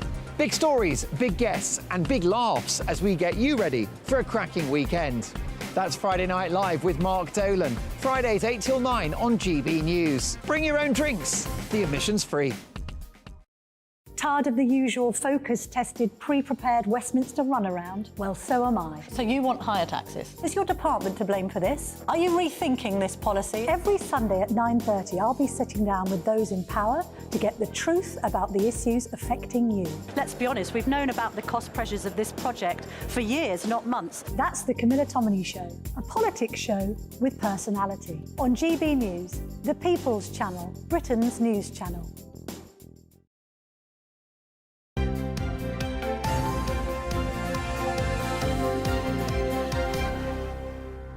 McGee with the news that Conor Benn, Chris Eubanks Jr. is set to be finalised this week. I believe so, yeah. I mean, it's controversial, of course. It was meant to go ahead last October, wasn't it? So, 11 months ago now, there were 2 adverse analytical findings on the part of Conor Benn Jr., which scuppered the fight. Both fighters have fought since then. Chris Eubanks Jr. looking particularly impressive earlier in the year against Liam Smith in a rematch. But it could go ahead now in the new year between January, February time at the Tottenham Hotspur Stadium. So this at Spurs ground, yeah. So it'll sell London tickets. bout. It'll sell tickets. There's no question about it. But before then, there might be a few administrative hoops to come through, because there was a decision taken by the National Anti-Doping Panel in July to lift Conor Benn's temporary suspension. That's being challenged by UKAD and the British Boxing Board of Control. If their complaint is up, or their appeal is upheld, they might try and take this to another country, possibly. So that would mean it wouldn't happen at Tottenham, and it would happen under a different licence. But I've always felt with this one, they were determined to get it happen, just because just because of the names. Everything last minute as well. So if it is at Tottenham, it'll be staged between Spurs home games on January the 30th. That's right. And February the 10th. But it's a catch weight as well, so someone's going to have to come up in weight and come down. I just felt that if these 2 didn't have famous names and a legacy history in the past, it wouldn't be happening. I mean, wouldn't be happening. What is happening is the back pages have gone to the front pages today. This is the Sun that I'm trying to show you here. We're going to see this. Gone too far. Barmy football law plan. So fill us in, Aidan, and tell us. Well, it's already enough. It's already compartmentalised enough, isn't it? The refereeing of a football game. It's destroying the enjoyment it has done since 2019, since it came into the Premier League. And they're talking about analysing free kicks and corners as well as goals and offsides. And so I think that, given what happened last night, we saw a wonderful game between Fulham and Wolves. Ruined really by 4 terrible VAR decisions. I'll tell you something else about this as well. I was at Tottenham against Chelsea about 3 weeks ago on Monday night. It looked like a fantastic game for the neutral, watching on television. I was in the stadium. It was a very difficult watch, because we were standing around sometimes for 3, 4s and 5s, 6 and 7 minutes even, for a decision to be taken place. Someone was sitting next to me having to make conversation with me while it was going on, which must have been terrible for them. So ask yourself, as a fan, would you rather have the right decision, or would you rather have, the match free-flowing? Because, we all remember when everybody complained that there were too many bad decisions, wrong decisions. Then I was we one get of them. The technology, I was one of them, and I have to say, I hold my hands up, and I prefer things as they were. I think football should have just said, no, we're not going to do it that way. Some games that... It'll never go back. I don't think it'll ever go back. I think it might. Well, let's hope. We had the issue a couple of seasons ago was about the T-shirt line and the offsides and the handballs and things. That got ironed out. That isn't showing as many problems this year. And I think some of the problems around penalties and stuff, that might get ironed out as well. Hopefully this is just teething problems. Problem is, Eamonn, 2019 was when this was introduced to the Premier League. It was introduced in other parts of football in 2016. These teething problems are lasting a long, long time. Too long. Exactly. Big teeth. That's what I'm saying. Yeah. His teething problems. Just finally and quickly, last time you were on, you brought us news of an investment gone wrong. Footballers involved in this: Gareth Southgate, Glenn Hoddle, Joe Cole, in all of this. What briefly is the story? So it's their agent. He has, without their consent, he's invested in a property deal in central London around Oxford Circus, which has not gone to plan in the last year. Those guys are now chasing their money. We're not sure what the apportioning is in terms of £25 million, but as you said last hour, even if it's 20% of that, it's a lot of money to go missing. Their relationship is still cordial, but he's negotiated. Might be too cordial. I know. For too long. Well, Terry Byrne negotiated Southgate's last 2 contracts, so he's involved with the FA, whether they like it or not. So I think they might try and distance themselves from him. But it was said in Matt Hughes' story in the back of the Mail that both Southgate and the FA were asked to comment, but they both declined. Oh dear. OK, Aidan, really appreciate that. Thank you very much indeed. Now, this week, we believe that the Prime Minister, Rishi Sunak, will gather alongside 70,000 people in Dubai for COP28. That is the Global Environment Summit. 70,000 people gather for that. Goodness me, think of what that does to the climate. Well, every decision made at this conference will need the agreement of all attending countries, which means it is becoming increasingly difficult to pass anything. Well, not only that, but with many countries reneging on promises, including the hosts looking to use the meeting for oil deals and, well, allegedly, and the UK's watering down of environmental controls. So this morning we're asking COP28, waste of space? Well, joined in the studio now by climate columnist Donald McCarthy, who thinks COP28 is a waste of time, while senior meteorologist Jim Dale believes, well, we've got to do something. Donald, why do you think it is a waste of time? Well, as you, in the introduction, you said, this situation with COP is that any single state can veto it. So what we've had for the last 30 years is a bunch of petro-dictatorships able to stop the rest of us acting on this existential threat to us. Why, when they're putting all this together, why would they give so much away to get these countries involved? I mean, as you quite rightly say, one veto, that's it. Yeah, well, the UN process works like that. It works on the basis of including every nation on Earth in the UN. They can't say these numbers have to be excluded. So what I'm suggesting is what we need to do is to step outside the UN process, and all those countries that are not petro-dictatorships should meet together and act to take action to save us. Because what's happening is the science is running ahead. They say it's now code red. We're now at the highest temperature, Eamonn, for 120,000 years. We've got more CO2 than we have had for 200 million years, and every year the COP is met, the emissions have gone up. But, mate, to move outside the existing voting system probably will require a unanimous decision as well. That's the problem, isn't it? So what we need to do is people like the United Kingdom and the United States and the European Union need to set up a meeting outside the UN process, invite every other country in the world to that meeting. That is legal. Well, we can do that. OK, well, let's get Jim Dale's view on that. I mean, my understanding of that would be, you know, maybe it's better to have everybody sat around the table together. If you exclude those people that are the worst offenders, in your view, then perhaps you'll never get anywhere. It might not be working at the moment, but... Yeah, OK, so we're at number 28, which means the ship left the port and we're not on it because it's still going, and there'll be a 29 and there'll be a 30. Sadly, as just been said, the Earth is warming up to a degree that we've not seen at all in modern times. So, look, in one way, there's a lot of good things that go on behind the scenes at COPs. The alternative energy movement is up and running. Countries are in a little bit of a race, economically and otherwise, to actually move in this direction. So this is the right way. Things that go on that we don't necessarily see and not necessarily obvious, but hopefully what will come out will be a step forward rather than a step backwards. But look, as I said, the ship has left the port. We're not on it because of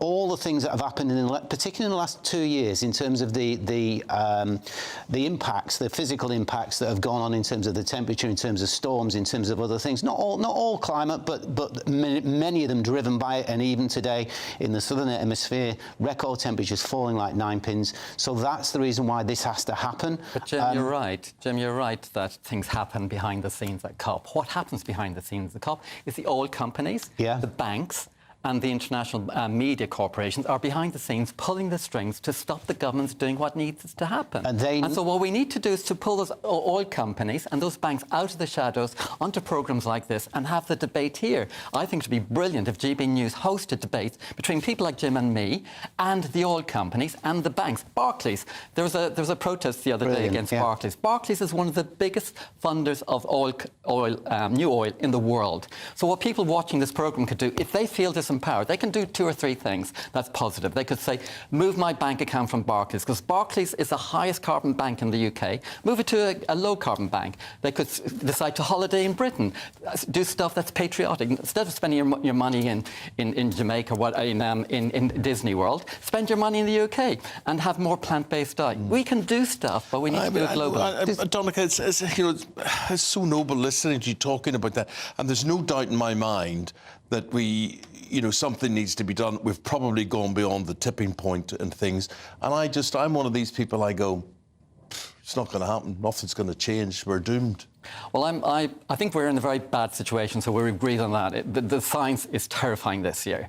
The UN General Secretary just came back from Antarctica, where an area the size of Western Europe, an area the size of Western Europe has melted. It's terrifying. But I'm a person where I light a candle in the darkness. I will keep lighting that candle as much as I can because I believe in future generations. Well, that's actually one good point because part of this is the education process. Educating people who are not necessarily in the know or resisting. And there are... How do you do that? Because is there a culture now of fake news, a culture of counter-narratives? People, the without a shadow of a doubt. School is that science is empirical. Yeah. You do this one experiment and you get the same result. Science is not debatable, right? So why are people still not accepting the science? There are reasons, mainly attached to the fossil fuel industry, being paid by the fossil fuel industry. Suspect you of peddling something? Yeah, well, that's an easy comeback, isn't it? To accuse the climate community, the scientific community, of getting it all wrong. It's an easy one to spout it off. There are people within this building and beyond that do this on a regular basis. They're on a pulpit. I won't mention names, but they are out there, and it is for the likes of ourselves to go out there and to make that known and to educate those. It starts at school, to be honest with you. It actually what are you peddling there, or starting at school, or making it known through that? I'll tell you what I'm peddling, OK? This is the book I wrote 2 or 3 years ago. This is about the weather, the impacts of the weather, how that actually affects all our lives. I'm going to give you as an early Christmas present, if I may. Thank you. It's called Whether or Not. There you go, and one for Isabel. I've got another one. For those that are not actually taking in the fact that climate change is what it is, and it's this one, which is a nice, easy one. You start with this one, guys, if you're not in any way, shape or form. Yeah, because, to be honest with you, that's the level that we're at when we talk to climate deniers. That's what they need to look at. This type of... It's not my book, it's Jill McDonnell's book. I don't even know her, but I saw it and I thought, this is where you need to start. So it's that simplistic. You're actually saying... Yes, it is. It is this isn't rocket science. This is exactly what is happening. One of the things that I think a big part of the debate is everybody says how expensive it is to go green. But actually, many things that we want to do actually are positive. So, for example, I got my energy bill yesterday. So over the last year, my energy bill is now minus £200 to £300. How come? So if you add up all of my gas bill, candles. no, candles are actually made of petroleum. Oh, okay. So if you add up my gas bill, my water bill, and my electricity bill, it's now minus £200 to £300 because I've invested in insulation. I've got solar panels, and I live an energy lifestyle. I took the 1992 Earth Pledge, which is that you heat and light the room you're in, and you don't heat the rooms that you're not in. So it's incredible. So you saying to me at the end of the year, the utilities company pays you £200? I'm in profit on my energy bills and my water bills. And so what I'm saying is that we need to do eco-populism, which means is that we go to the government and say, you need to invest in energy efficiency for poor people. You need to invest in solar panels for poor people. And you need to invest... What energy company is going to be interested in that? They don't the government. The government's interested in it, but the energy companies won't be interested. Absolutely. Well, actually, in 2012, we were insulating 2 million poor people's homes a year. And then the Daily Mail waged a war on the green crap, and the government backed down, and they went down to 100,000 homes. That means that 9 million homes, Eamonn, 9 million families are paying higher bills this year. So we need to be saying, going green can save you money.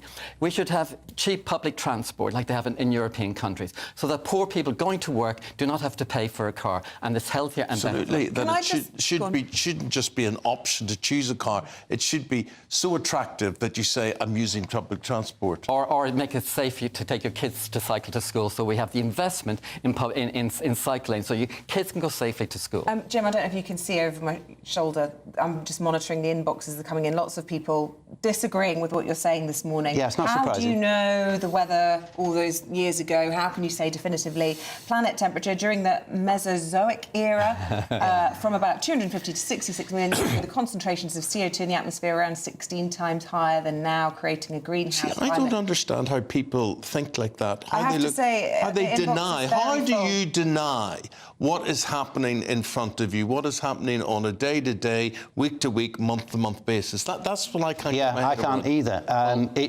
Most of it is made up. Most of it is not actually material to where we are at this moment in time. You've got to. Yes, we can look back. We can look back at Gondwanaland and places, Pangaea, when the Earth was a very different shape and the temperatures are very different and dinosaurs ruled the world, etc., etc. But we are where we are now. I think the answer to your question, Eamonn, you ask why do people think this way?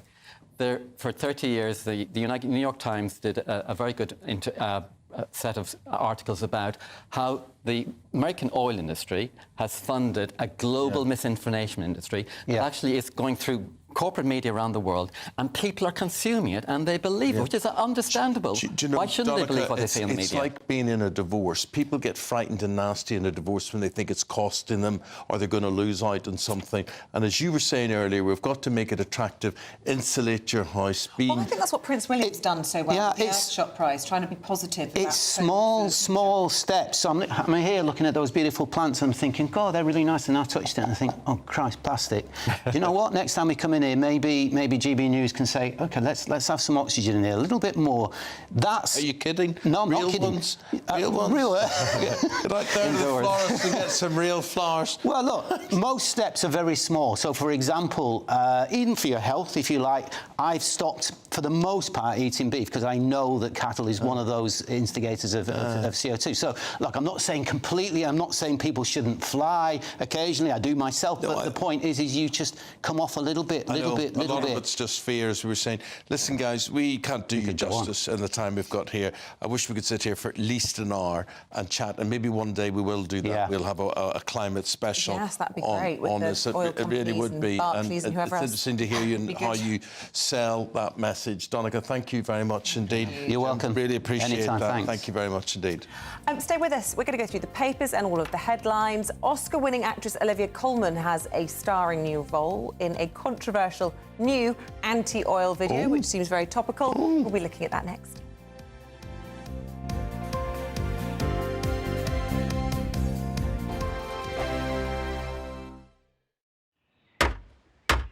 Who is it? We're here for the show. Welcome to the Dinosaur Hour with me, John Cleese. I was married to a therapist. And you survived? I thought we were getting Hugh Laurie. Second best.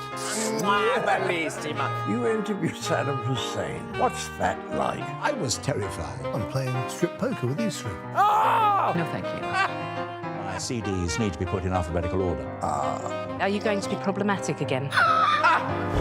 The Dinosaur Hour. Sundays on GB News. Good afternoon, Britain. Good afternoon, Britain. Join us, Tom and Emily, To find out what's happening in the heart of Westminster. and why it matters to you. Weekdays from midday, we bring you the most compelling stories from across the United Kingdom. And from your doorstep to our inbox, That's right, we want to hear from you, GB News. Britain's news channel. I think the most exciting bit for me is talking to people. People who I think are ignored often by the major news channels. We're going to give news they want to hear. There's a voice there that needs to be heard. I think there's a chance here for a diversity of opinion to be expressed, which you don't find elsewhere. It's really exciting. We don't hold back. We're free to say how decisions that are taken here affect us all around the country. Only on GB News, the People's Channel, Britain's news channel. I'm Michelle Dewberry, and I'm not here to tell you what to think. I'd much rather hear what you have to say. So send in your opinions to gbviews@gbnews.com. Keep them clean, and you never know, I might read them out. With my panel here on Jubes & Co, we debate, we get stuck into the issues of the day on a show where all views are welcome, especially yours. GB News, the People's Channel, Britain's news channel. In the GB Newsroom, we bring you the news as it happens. With our team of dedicated journalists across the UK, we're ready to give you accurate reporting every day. When the news breaks, we'll be there with bulletins on GB News, the People's Channel, Britain's news channel. Your weekend starts here with Friday Night Live with me, Mark Dolan, 8 till 9 on GB News. Big stories, big guests and big laughs as we get you ready for a cracking weekend. That's Friday Night Live with Mark Dolan. Fridays 8 till 9 on GB News. Bring your own drinks. The admission's free. GB News, unlike other broadcasters, isn't obsessed with the London-Westminster bubble. We think there's a nation beyond the M25, and that's why we talk about the issues that matter across the land. Join me on State of the Nation, 8 to 9 o'clock, Monday to Thursday, on GB News. Daisy's listening, and you should too.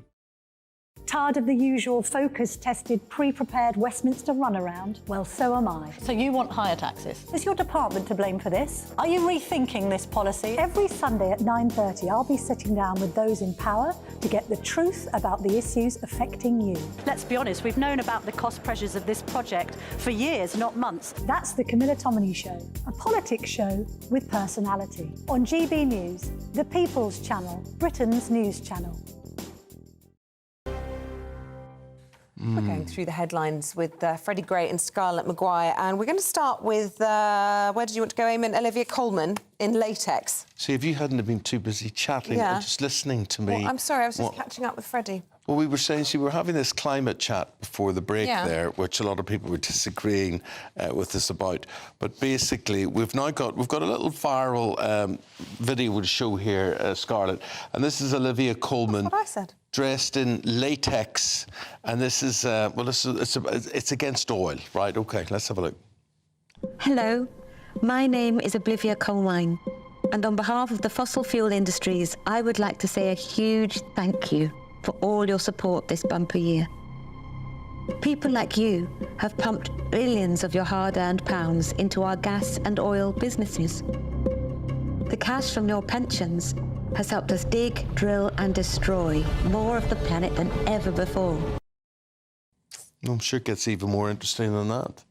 Yeah, I mean, what I find so strange about the whole climate thing is we know it's happening. I mean, all the scientists agree, and we'd rather sort of talk about saving money and doing other things. I mean, we all the whole world is actually in denial. I mean, it's not just the people who say it's not happening. Is as my brother says, is everybody does a little bit, but they do the little bit that doesn't really matter to them. And she's right. I mean, you know, our pensions go into funding fossil fuel industries. Well, also the economy. You know, growing the economy, spending, buying, building, cars, everything. All of this is bad for the planet. So the minute the governments start taking notice of that, then they see the economy tank, which means that they can't be elected. So it's a vote loser.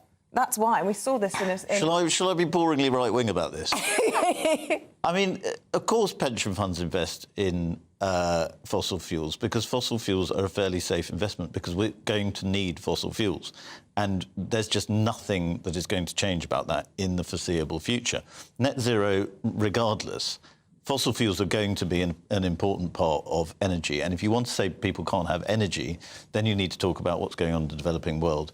Do you think people in, India should not have oil because they need it? And what about renewables, Freddie? I mean, if we're talking about the developing world, actually, they can. What is it? They can just jump past a lot. They can get solar panels. I mean, all over Africa, they can have solar panels. I just think. I mean, to say we're gonna go on with fossil fuels when actually we could. If renewables were able to replace fossil fuels, then great. But at the moment, they're not developing at a fast enough speed because to do it. we haven't done it. We haven't put the investment in. Because this government, there are also severe environmental concerns concerns about renewables. They don't just, I mean, wind turbines quite often need diesel backup generators because they actually break if they don't use them. These are not just sort of right-wing, horror stories about... nuclear power, which is seen as the green option, has its downsides as well. But I think nuclear power is the best option, but yeah. No, I agree. Yeah. I agree, but it's just that I'm trying to say that every form of energy has to have some payoff, but what you want to find is the one that has the least impact on the economy and on the planet, and way that you bring people with you. Surely. Well, and also we can do so much that doesn't cost us. I mean, like insulating homes, Right, insulating homes saves everybody money, particularly the poorest, and actually, if you skill people up to do it, it gives jobs. I mean, that's what. I mean, what we should do is we should use green energy for growth.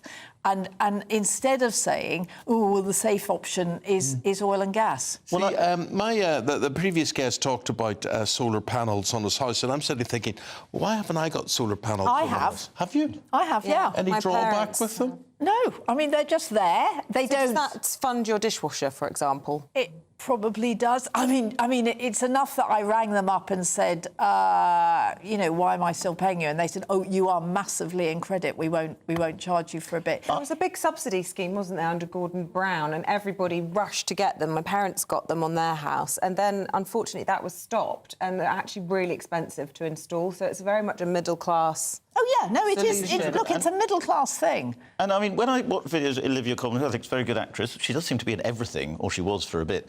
But when I see her doing speeches like that, I think, you know, I've never heard... I'm sorry to bang on about China again, but I've never heard a celebrity talk about the fact that China is behind 26% of global emissions. I mean, I've never heard anyone attacking the Chinese government for that. Why don't they do that? It's much easier to beat up, you know, or to play on British guilt about our own pension funds, when Britain has actually done quite a good job of reducing its carbon footprint, and we are globally pretty irrelevant. We are... both of those things might be true, but actually... we have to do what we can, right? We have to be pragmatic. We cannot affect China, right? Whereas we can try and do stuff here. Investments, right. I was going to say, can we go to the phone story? Because we teased it earlier and we haven't done it yet this morning. And this is that smartphones and social media have an impact on your health, but it might not be what you think it is. Freddie, what is it? Well, this is one of those rare stories that says there's no mental health damage as a result of smartphones and social media. And it's a big study from Oxford, quite an extensive study, and they found there's a little impact, if anything, it's minimal on mental health. And this goes against what the bulk of science seems to be saying at the moment. I interviewed someone called Professor Jean Twenge a couple of weeks ago, who's meant to be the world's leading expert on this, and she is adamant, do not let a child have a smartphone before the age of, well, I said 16, because that seems to be the line that people are going with from her book, but she said 18. She said ideally governments would ban smartphones for under 16-year-olds because she's looked at the mental health impacts and the kind of suicide rates going up and so on, and she's very, very hawkish about it. But, you know, all these things are debatable, and this study is suggesting that actually it's not as bad as we think. Actually, I mean, my daughter was in her teenage years before smartphones, but there was Facebook and all of that. There was social media, and she had problems and didn't have friends at school. And actually, Facebook and everything gave her friends. I mean, it meant that she was in touch with all her cousins and people like that. I mean, I think there's both sides of the coin. I think if you've got a tendency or a vulnerability, social media can make things a lot worse for you. If you are, well, you're saying no because she was struggling at school. She was struggling. And it's the opposite. I think TikTok has a disorientating effect on teenagers. I think that's now quite well established from people like Jean Twenge's work. I think, you know, you've got 2 hours, an average teenager spending 2 hours a day on social media now. That is not good. I know it's shot my attention span, and I'm a terrible example to my own children because their memory of me will be me doing this. I know. So when they think about their father. Yeah. But you're not, I presume, a game player, or you don't play bingo on your phone, or... No, I haven't been playing bingo recently. I have occasionally in the past, but not really, no. But it's primarily business and communications that you're... Busy, and just Instagram, selfies. Just endlessly taking pictures of myself, uploading pictures. Or just, gassing on to my friends about football and things like that. Sort of wasting time, but quite fun. Yeah. I do that, and I find that quite interesting because I used to go to my friends' houses to watch football. Now we all sit in our own houses and talk to each other on the phone with WhatsApp messages and things. World's changed. But actually, I play solitaire on and it is brilliant. You love it. It's a way of calming me down. I'm totally addicted. Well, thanks for being calm with us today. We say thank you to both of you, and bye-bye. Back after this. Who is it? We're here for the show. Welcome to the Dinosaur Hour with me, John Cleese. I was married to a therapist. And you survived? I thought we were getting Hugh Laurie. Second best.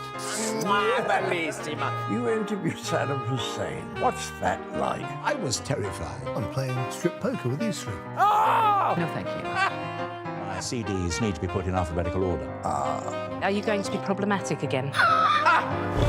The Dinosaur Hour. Sundays on GB News.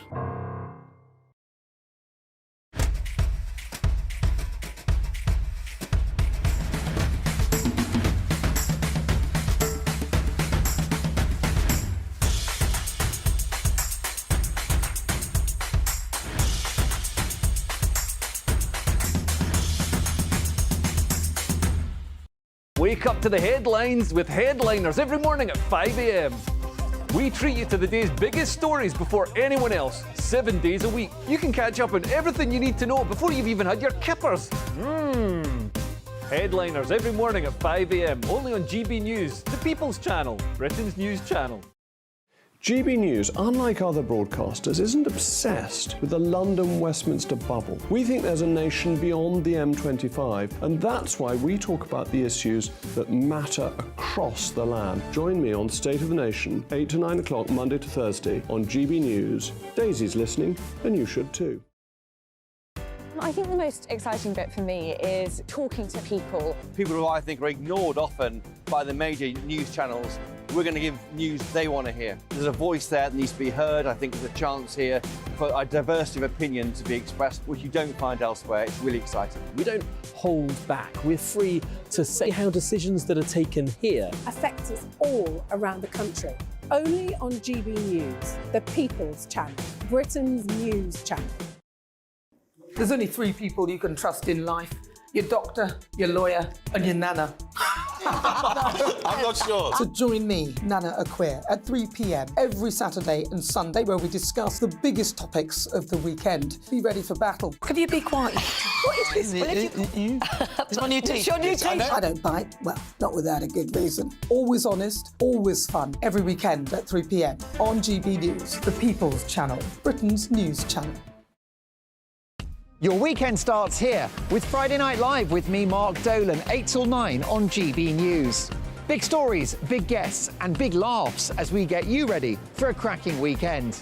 That's Friday Night Live with Mark Dolan. Fridays 8 till 9 on GB News. Bring your own drinks. The admission's free.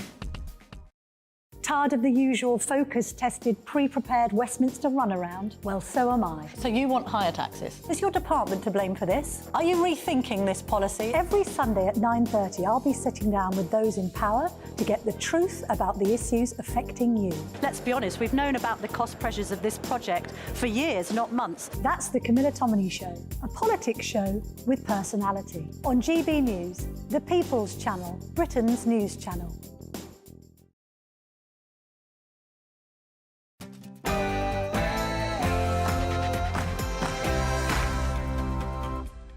Good morning, it's 9 o'clock on the dot. It is the 28th of November. You are very welcome to breakfast with Eamonn and Isabel. Here's what we've been covering across breakfast this morning. The eagerly awaited inside story of royal rivalries endgame is out today. But is Omid Scobie's book really something the House of Windsor should worry about? Our royal correspondent Cameron Walker has the latest. Good morning. 2 alleged royal racists and some dubbing the Princess of Wales has had a character assassination in this book. But should we believe everything we read? Find out all the analysis very shortly. Another 11 Israeli hostages, including 3-year-old twins, have been freed by Hamas as the ceasefire is extended for 2 days. History across the Atlantic today as a Virgin Atlantic flight powered by 100% sustainable fuel flies from London to New York. Could this be a new future for the aviation industry? The Transport Secretary, Mark Harper, will be one of those on the flight. We've set up a clearinghouse in the UK which will make sure that airlines using sustainable aviation fuel know that it does come from sustainable sources, so it'll be properly regulated to give people that confidence. A political row in Westminster is brewing over the Elgin marbles as a meeting between the Prime Minister and the Greek Prime Minister has been cancelled. However, Labour has told it's not a top priority for them. This is not an issue of significant prominence for us. You know, we we're seeking to form the next government. We do that because we care about improving people's jobs, their lives. We want more and better housing. We want to tackle climate change. You know, that's the sort of reasons we're seeking office. This isn't a huge priority for us. You know, if the British Museum are talking to the Greek government and are coming to some discussions about a loan, well, that's something we would look at, but it's not something we're seeking to initiate. And we don't have to tell you the temperature is dropping, but is snow really on the way? Alex Deakin has your weather. A chilly one out there today, another frost coming in overnight tonight. And later this week, the possibility of a little bit of snow. Join me later for a full forecast. Well, you say the temperature is dropping. I just picked up Hello magazine today and the temperature's rising. Look at that hunk. Who is that in that magazine? I got to read all about him today. Oh, it's not just me. No, it's shared. It's the two of us. Now, this is the bit where you're hunk and you're in a Hugh Hefner velvet blazer, and I'm in a very fancy dress that I got to dress up in. It was really fun. Well, if I'm Hugh Hefner, what does that make you? That's the question. Oh, gosh. I hadn't thought of that. Yeah. My favourite line in the whole article, I can't imagine ever arguing. Well, Who said that? I can be a bit sardonic, ironic, sarcastic. Huffy. There we go. There we go. You do look rather nice. Honestly, do you see when you wash your hair? You look really good. Oh, what, you like this? I just like, you dolled yourself up for those pictures, and they're very good, you know. Nice of me to make an effort. Just very nice to make an effort. Breaking news just coming in. Yeah. The sandwich chain, Pret a Manger, are opening their first store in Northern Ireland. Ah. See, you wouldn't think... Just in time for your visit. Yes, it opens on December the 7th. I see Donegal Square West. So there you are, the things that we don't have. I mean, we didn't have Kentucky Fried Chicken when I grew up. We didn't have McDonald's. We didn't have Tesco's or anything like that. We had our own Yeah, you had your own. stores. Well, they probably all disappeared and been all disappeared and wiped eaten out up by all of that. globalisation. What did you not have when you were growing up? GBviews at gbnews.com, or you can tweet at GBnews.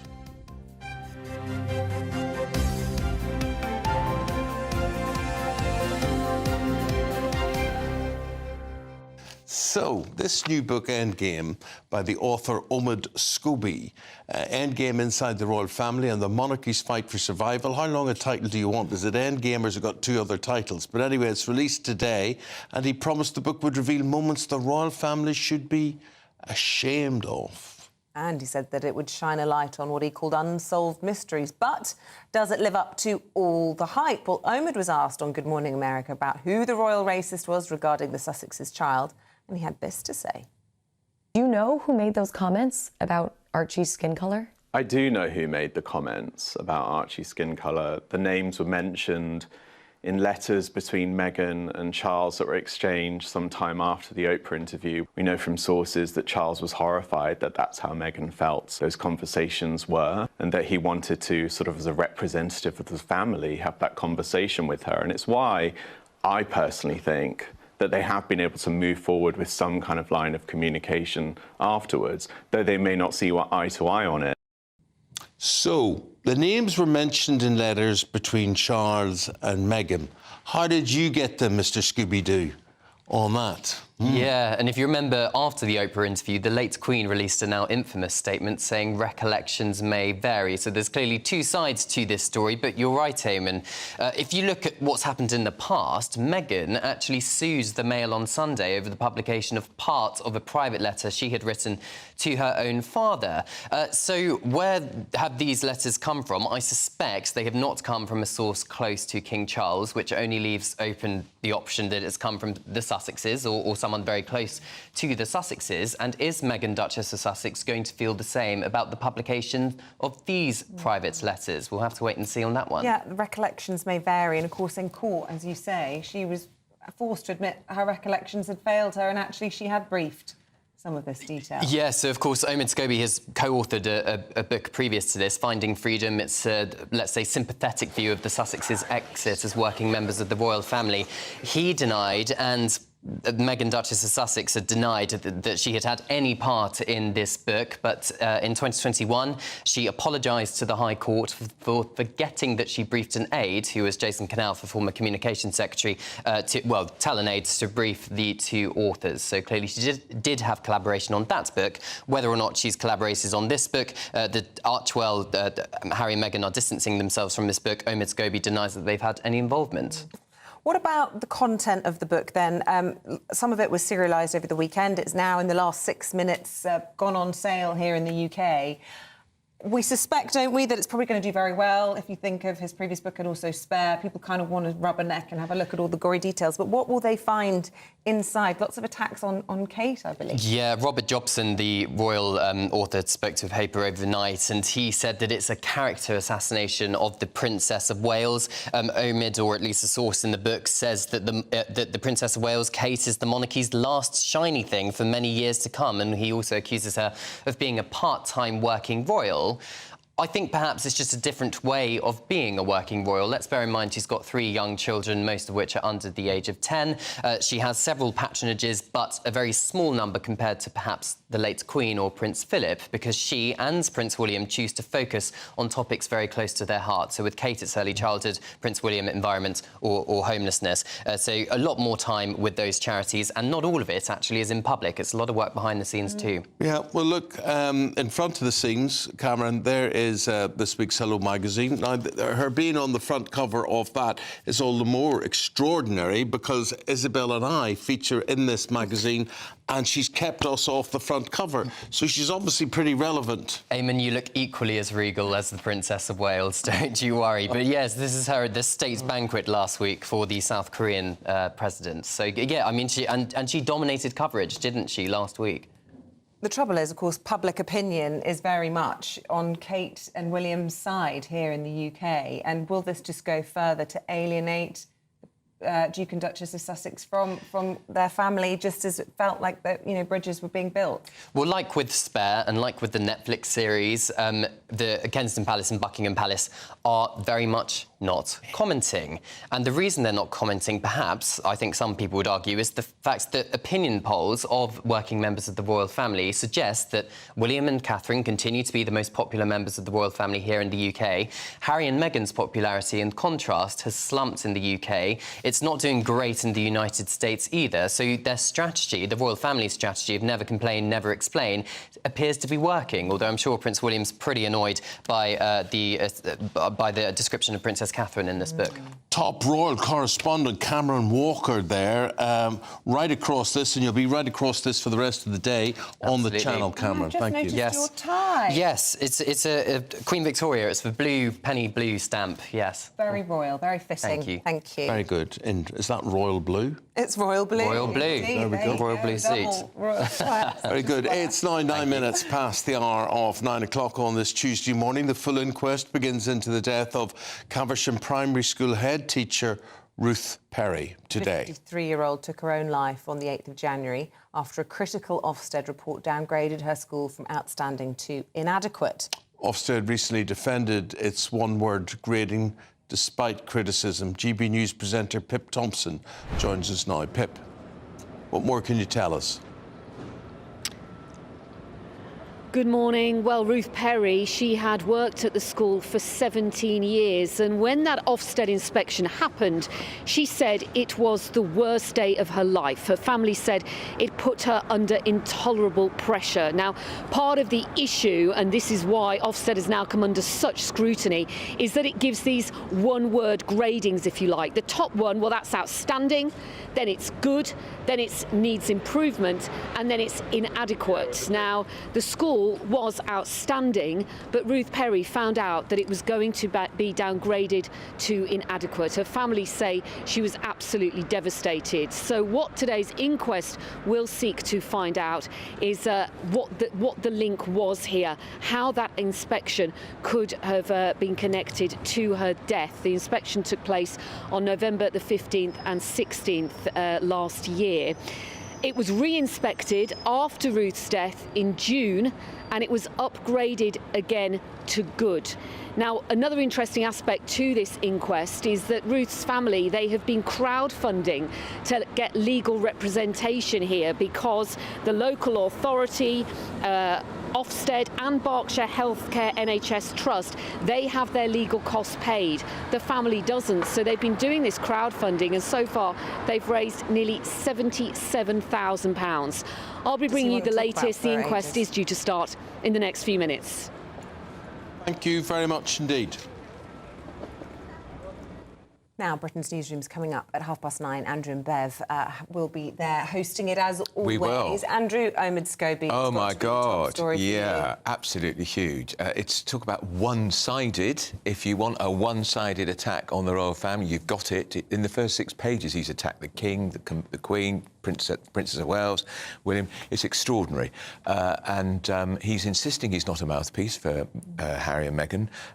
But it feels like it. It's an extraordinary thing. It's rather sad, isn't it? Because we thought there was this possibility that Harry and his father might make it up. No chance now. I mean, you were a former royal. I was, many years. For a long time. And in your experience, have you ever known a character like this who's sort of going after the monarchy in such a successful way? And I mean successful in terms of the headlines it generates. Yeah. But it can only exist because of Meghan Markle. Yeah, If she wasn't there, he would have no profile at all. She could come out and just condemn this book, couldn't she? And they would squash it. But they come out of it bathed in glorious rose-coloured light. I mean, it is so transparently all about how fabulous they are and how they're victims of this wicked royal family. My friend, where does this leave reconciliation anyway back between the Sussexes and the royal family? I would say this is the final nail in the coffin. I was very sceptical anyway, Eamonn. When you consider the book Spare was pretty savage, that was Harry's book, the interview with Oprah Winfrey, the Netflix documentary, it was all pretty unlikely. But this now, and it's going to go transatlantic. Interesting that the first reviews in the United States, by the way, where they would hope to get more support, have been savage and very critical of Harry and Meghan and asking, when is this victimhood going to stop? Do you think William is harder in terms of judgment on his brother than his father is? Possibly. Yeah, I think possibly he is. Knows him better. Of course, knows him much better. But there's the sad thing, how close they were. Especially going through that trauma together. Oh, my word. Interesting line in there that, according to Scobie, Kate Middleton, the Princess of Wales, shudders at the mere mention of the name of Meghan Markle. She's going to shudder a lot more today, isn't she? Well, yeah, I mean, the Golden Girl really goes... I mean, it's been described as a character assassination. Yeah, I think it Robert is. Dobson used that phrase. Says she's lazy. Lazy, terrified of doing anything other than just grinning at a camera, essentially calling her a clothes horse and nothing more. It sort of sounds a bit jealous and almost misogynistic. Yeah, it is misogynistic. And actually, I think she's a terrific asset to the royal family. I think she is the future. I think she looks great. She does a lot of important work.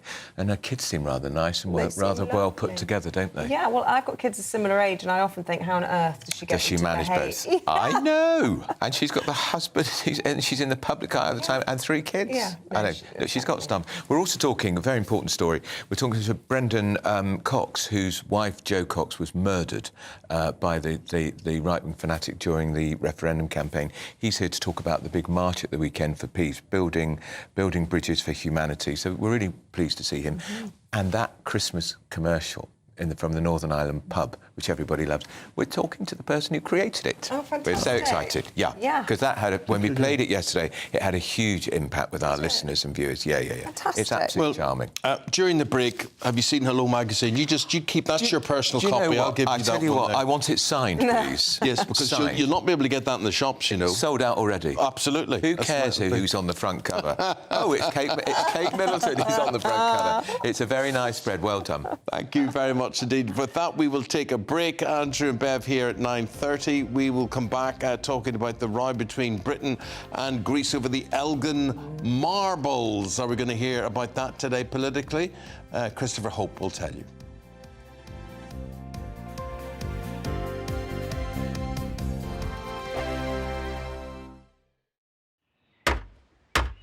Who is it? We're here for the show.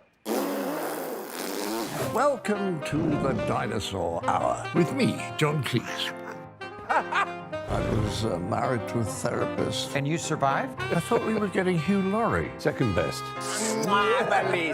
You interviewed Saddam Hussein. What's that like? I was terrified. I'm playing strip poker with these three. Oh! No, thank you. My CDs need to be put in alphabetical order. Are you going to be problematic again?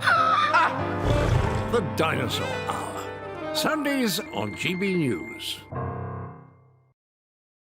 Good afternoon, Britain. Good afternoon, Britain. Join us, Tom and Emily, To find out what's happening in the heart of Westminster. and why it matters to you. Weekdays from midday, we bring you the most compelling stories from across the United Kingdom. And from your doorstep to our inbox. That's right, we want to hear from you. GB News, Britain's news channel. I think the most exciting bit for me is talking to people. People who I think are ignored often by the major news channels.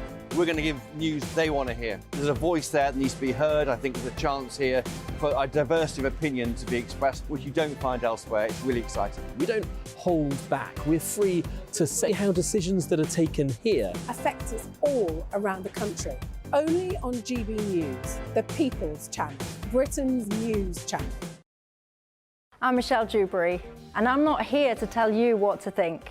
I'd much rather hear what you have to say. So, send in your opinions to gbviews@gbnews.com. Keep them clean, and you never know, I might read them out. With my panel here on Jubes & Co, we debate, we get stuck into the issues of the day on a show where all views are welcome, especially yours. GB News, the People's Channel, Britain's news channel. In the GB Newsroom, we bring you the news as it happens. With our team of dedicated journalists across the UK, we're ready to give you accurate reporting every day. When the news breaks, we'll be there with bulletins on GB News, the People's Channel, Britain's news channel. Your weekend starts here with Friday Night Live with me, Mark Dolan, 8 till 9 on GB News. Big stories, big guests and big laughs as we get you ready for a cracking weekend. That's Friday Night Live with Mark Dolan. Fridays 8 till 9 on GB News. Bring your own drinks. The admission's free. GB News, unlike other broadcasters, isn't obsessed with the London-Westminster bubble. We think there's a nation beyond the M25, and that's why we talk about the issues that matter across the land. Join me on State of the Nation, 8 to 9 o'clock, Monday to Thursday, on GB News. Daisy's listening, and you should too. Tired of the usual focus-tested, pre-prepared Westminster runaround? Well, so am I. So you want higher taxes? Is your department to blame for this? Are you rethinking this policy? Every Sunday at 9:30, I'll be sitting down with those in power to get the truth about the issues affecting you. Let's be honest, we've known about the cost pressures of this project for years, not months. That's the Camilla Tominey Show, a politics show with personality. On GB News, the People's Channel, Britain's news channel.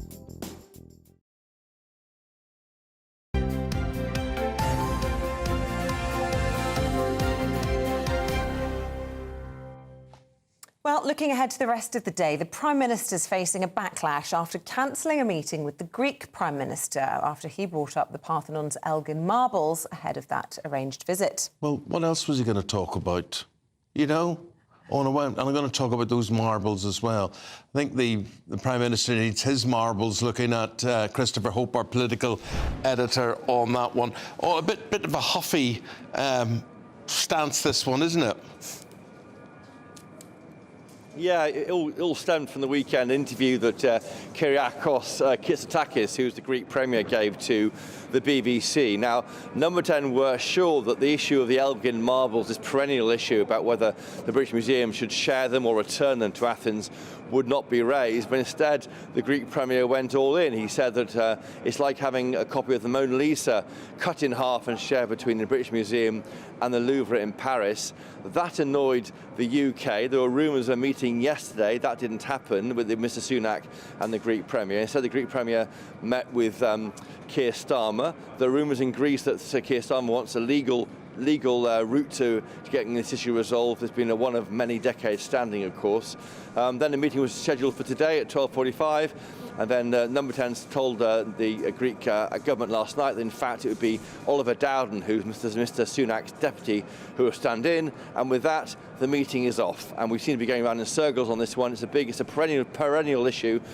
Supporters of returning to Athens say there's polling to show that most people think it's fair if it's returned. Of course, those on the other side would say that if you start taking out the Parthenon marbles from the British Museum, what else follows them? Will other treasures go back to Egypt and the like, and they're well looked after here? Is the argument, of course. That's harder to defend after all those thefts from the British Museum revealed earlier this year. So it's a perennial issue.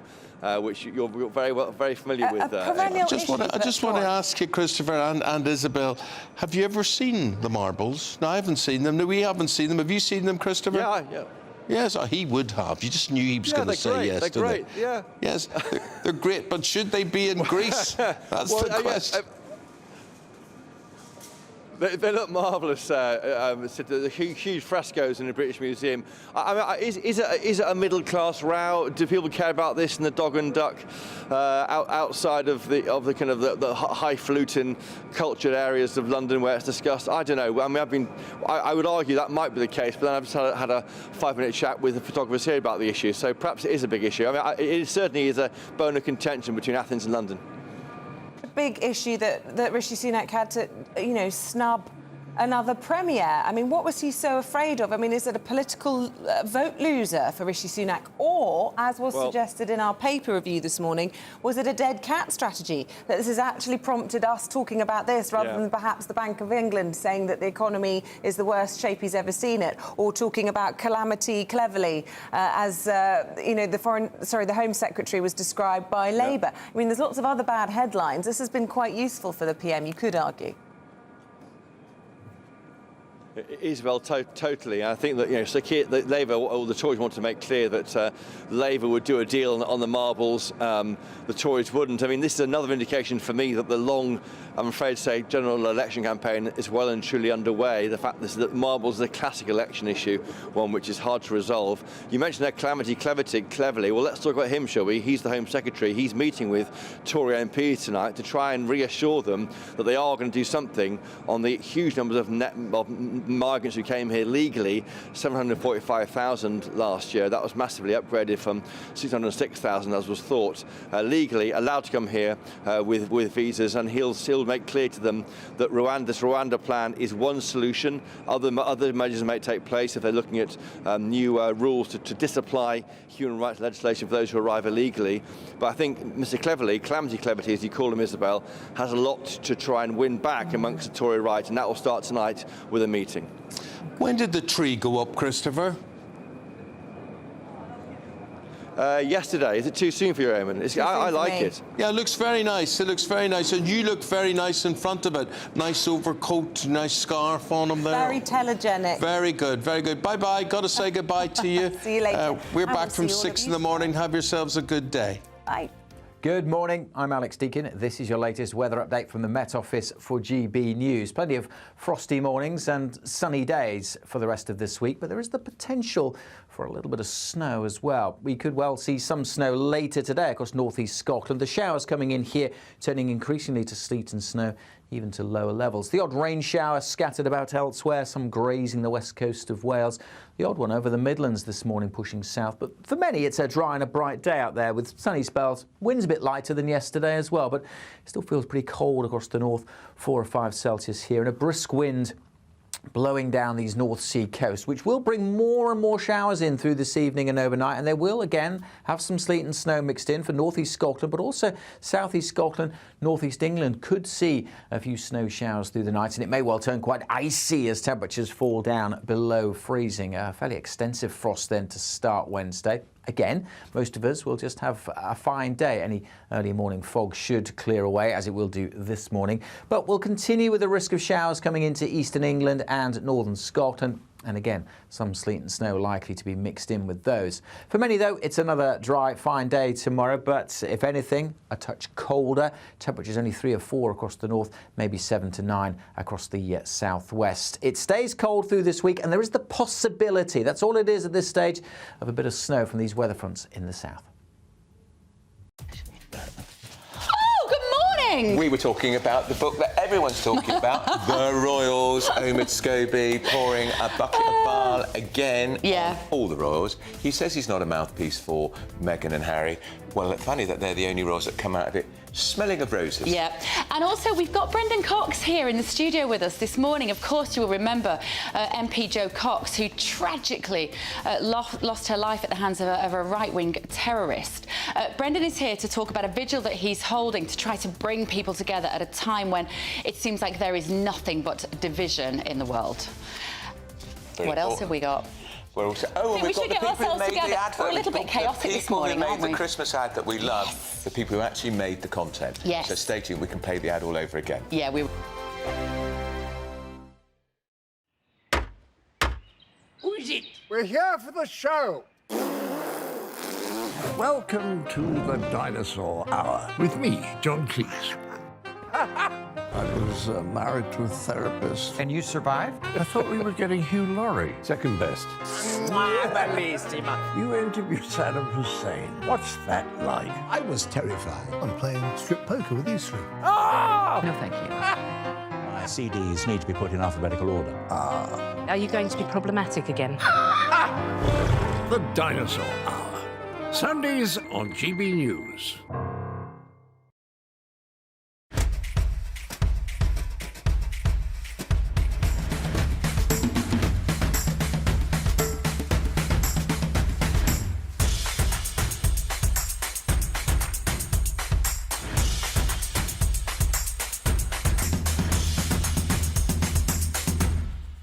Wake up to the headlines with headliners every morning.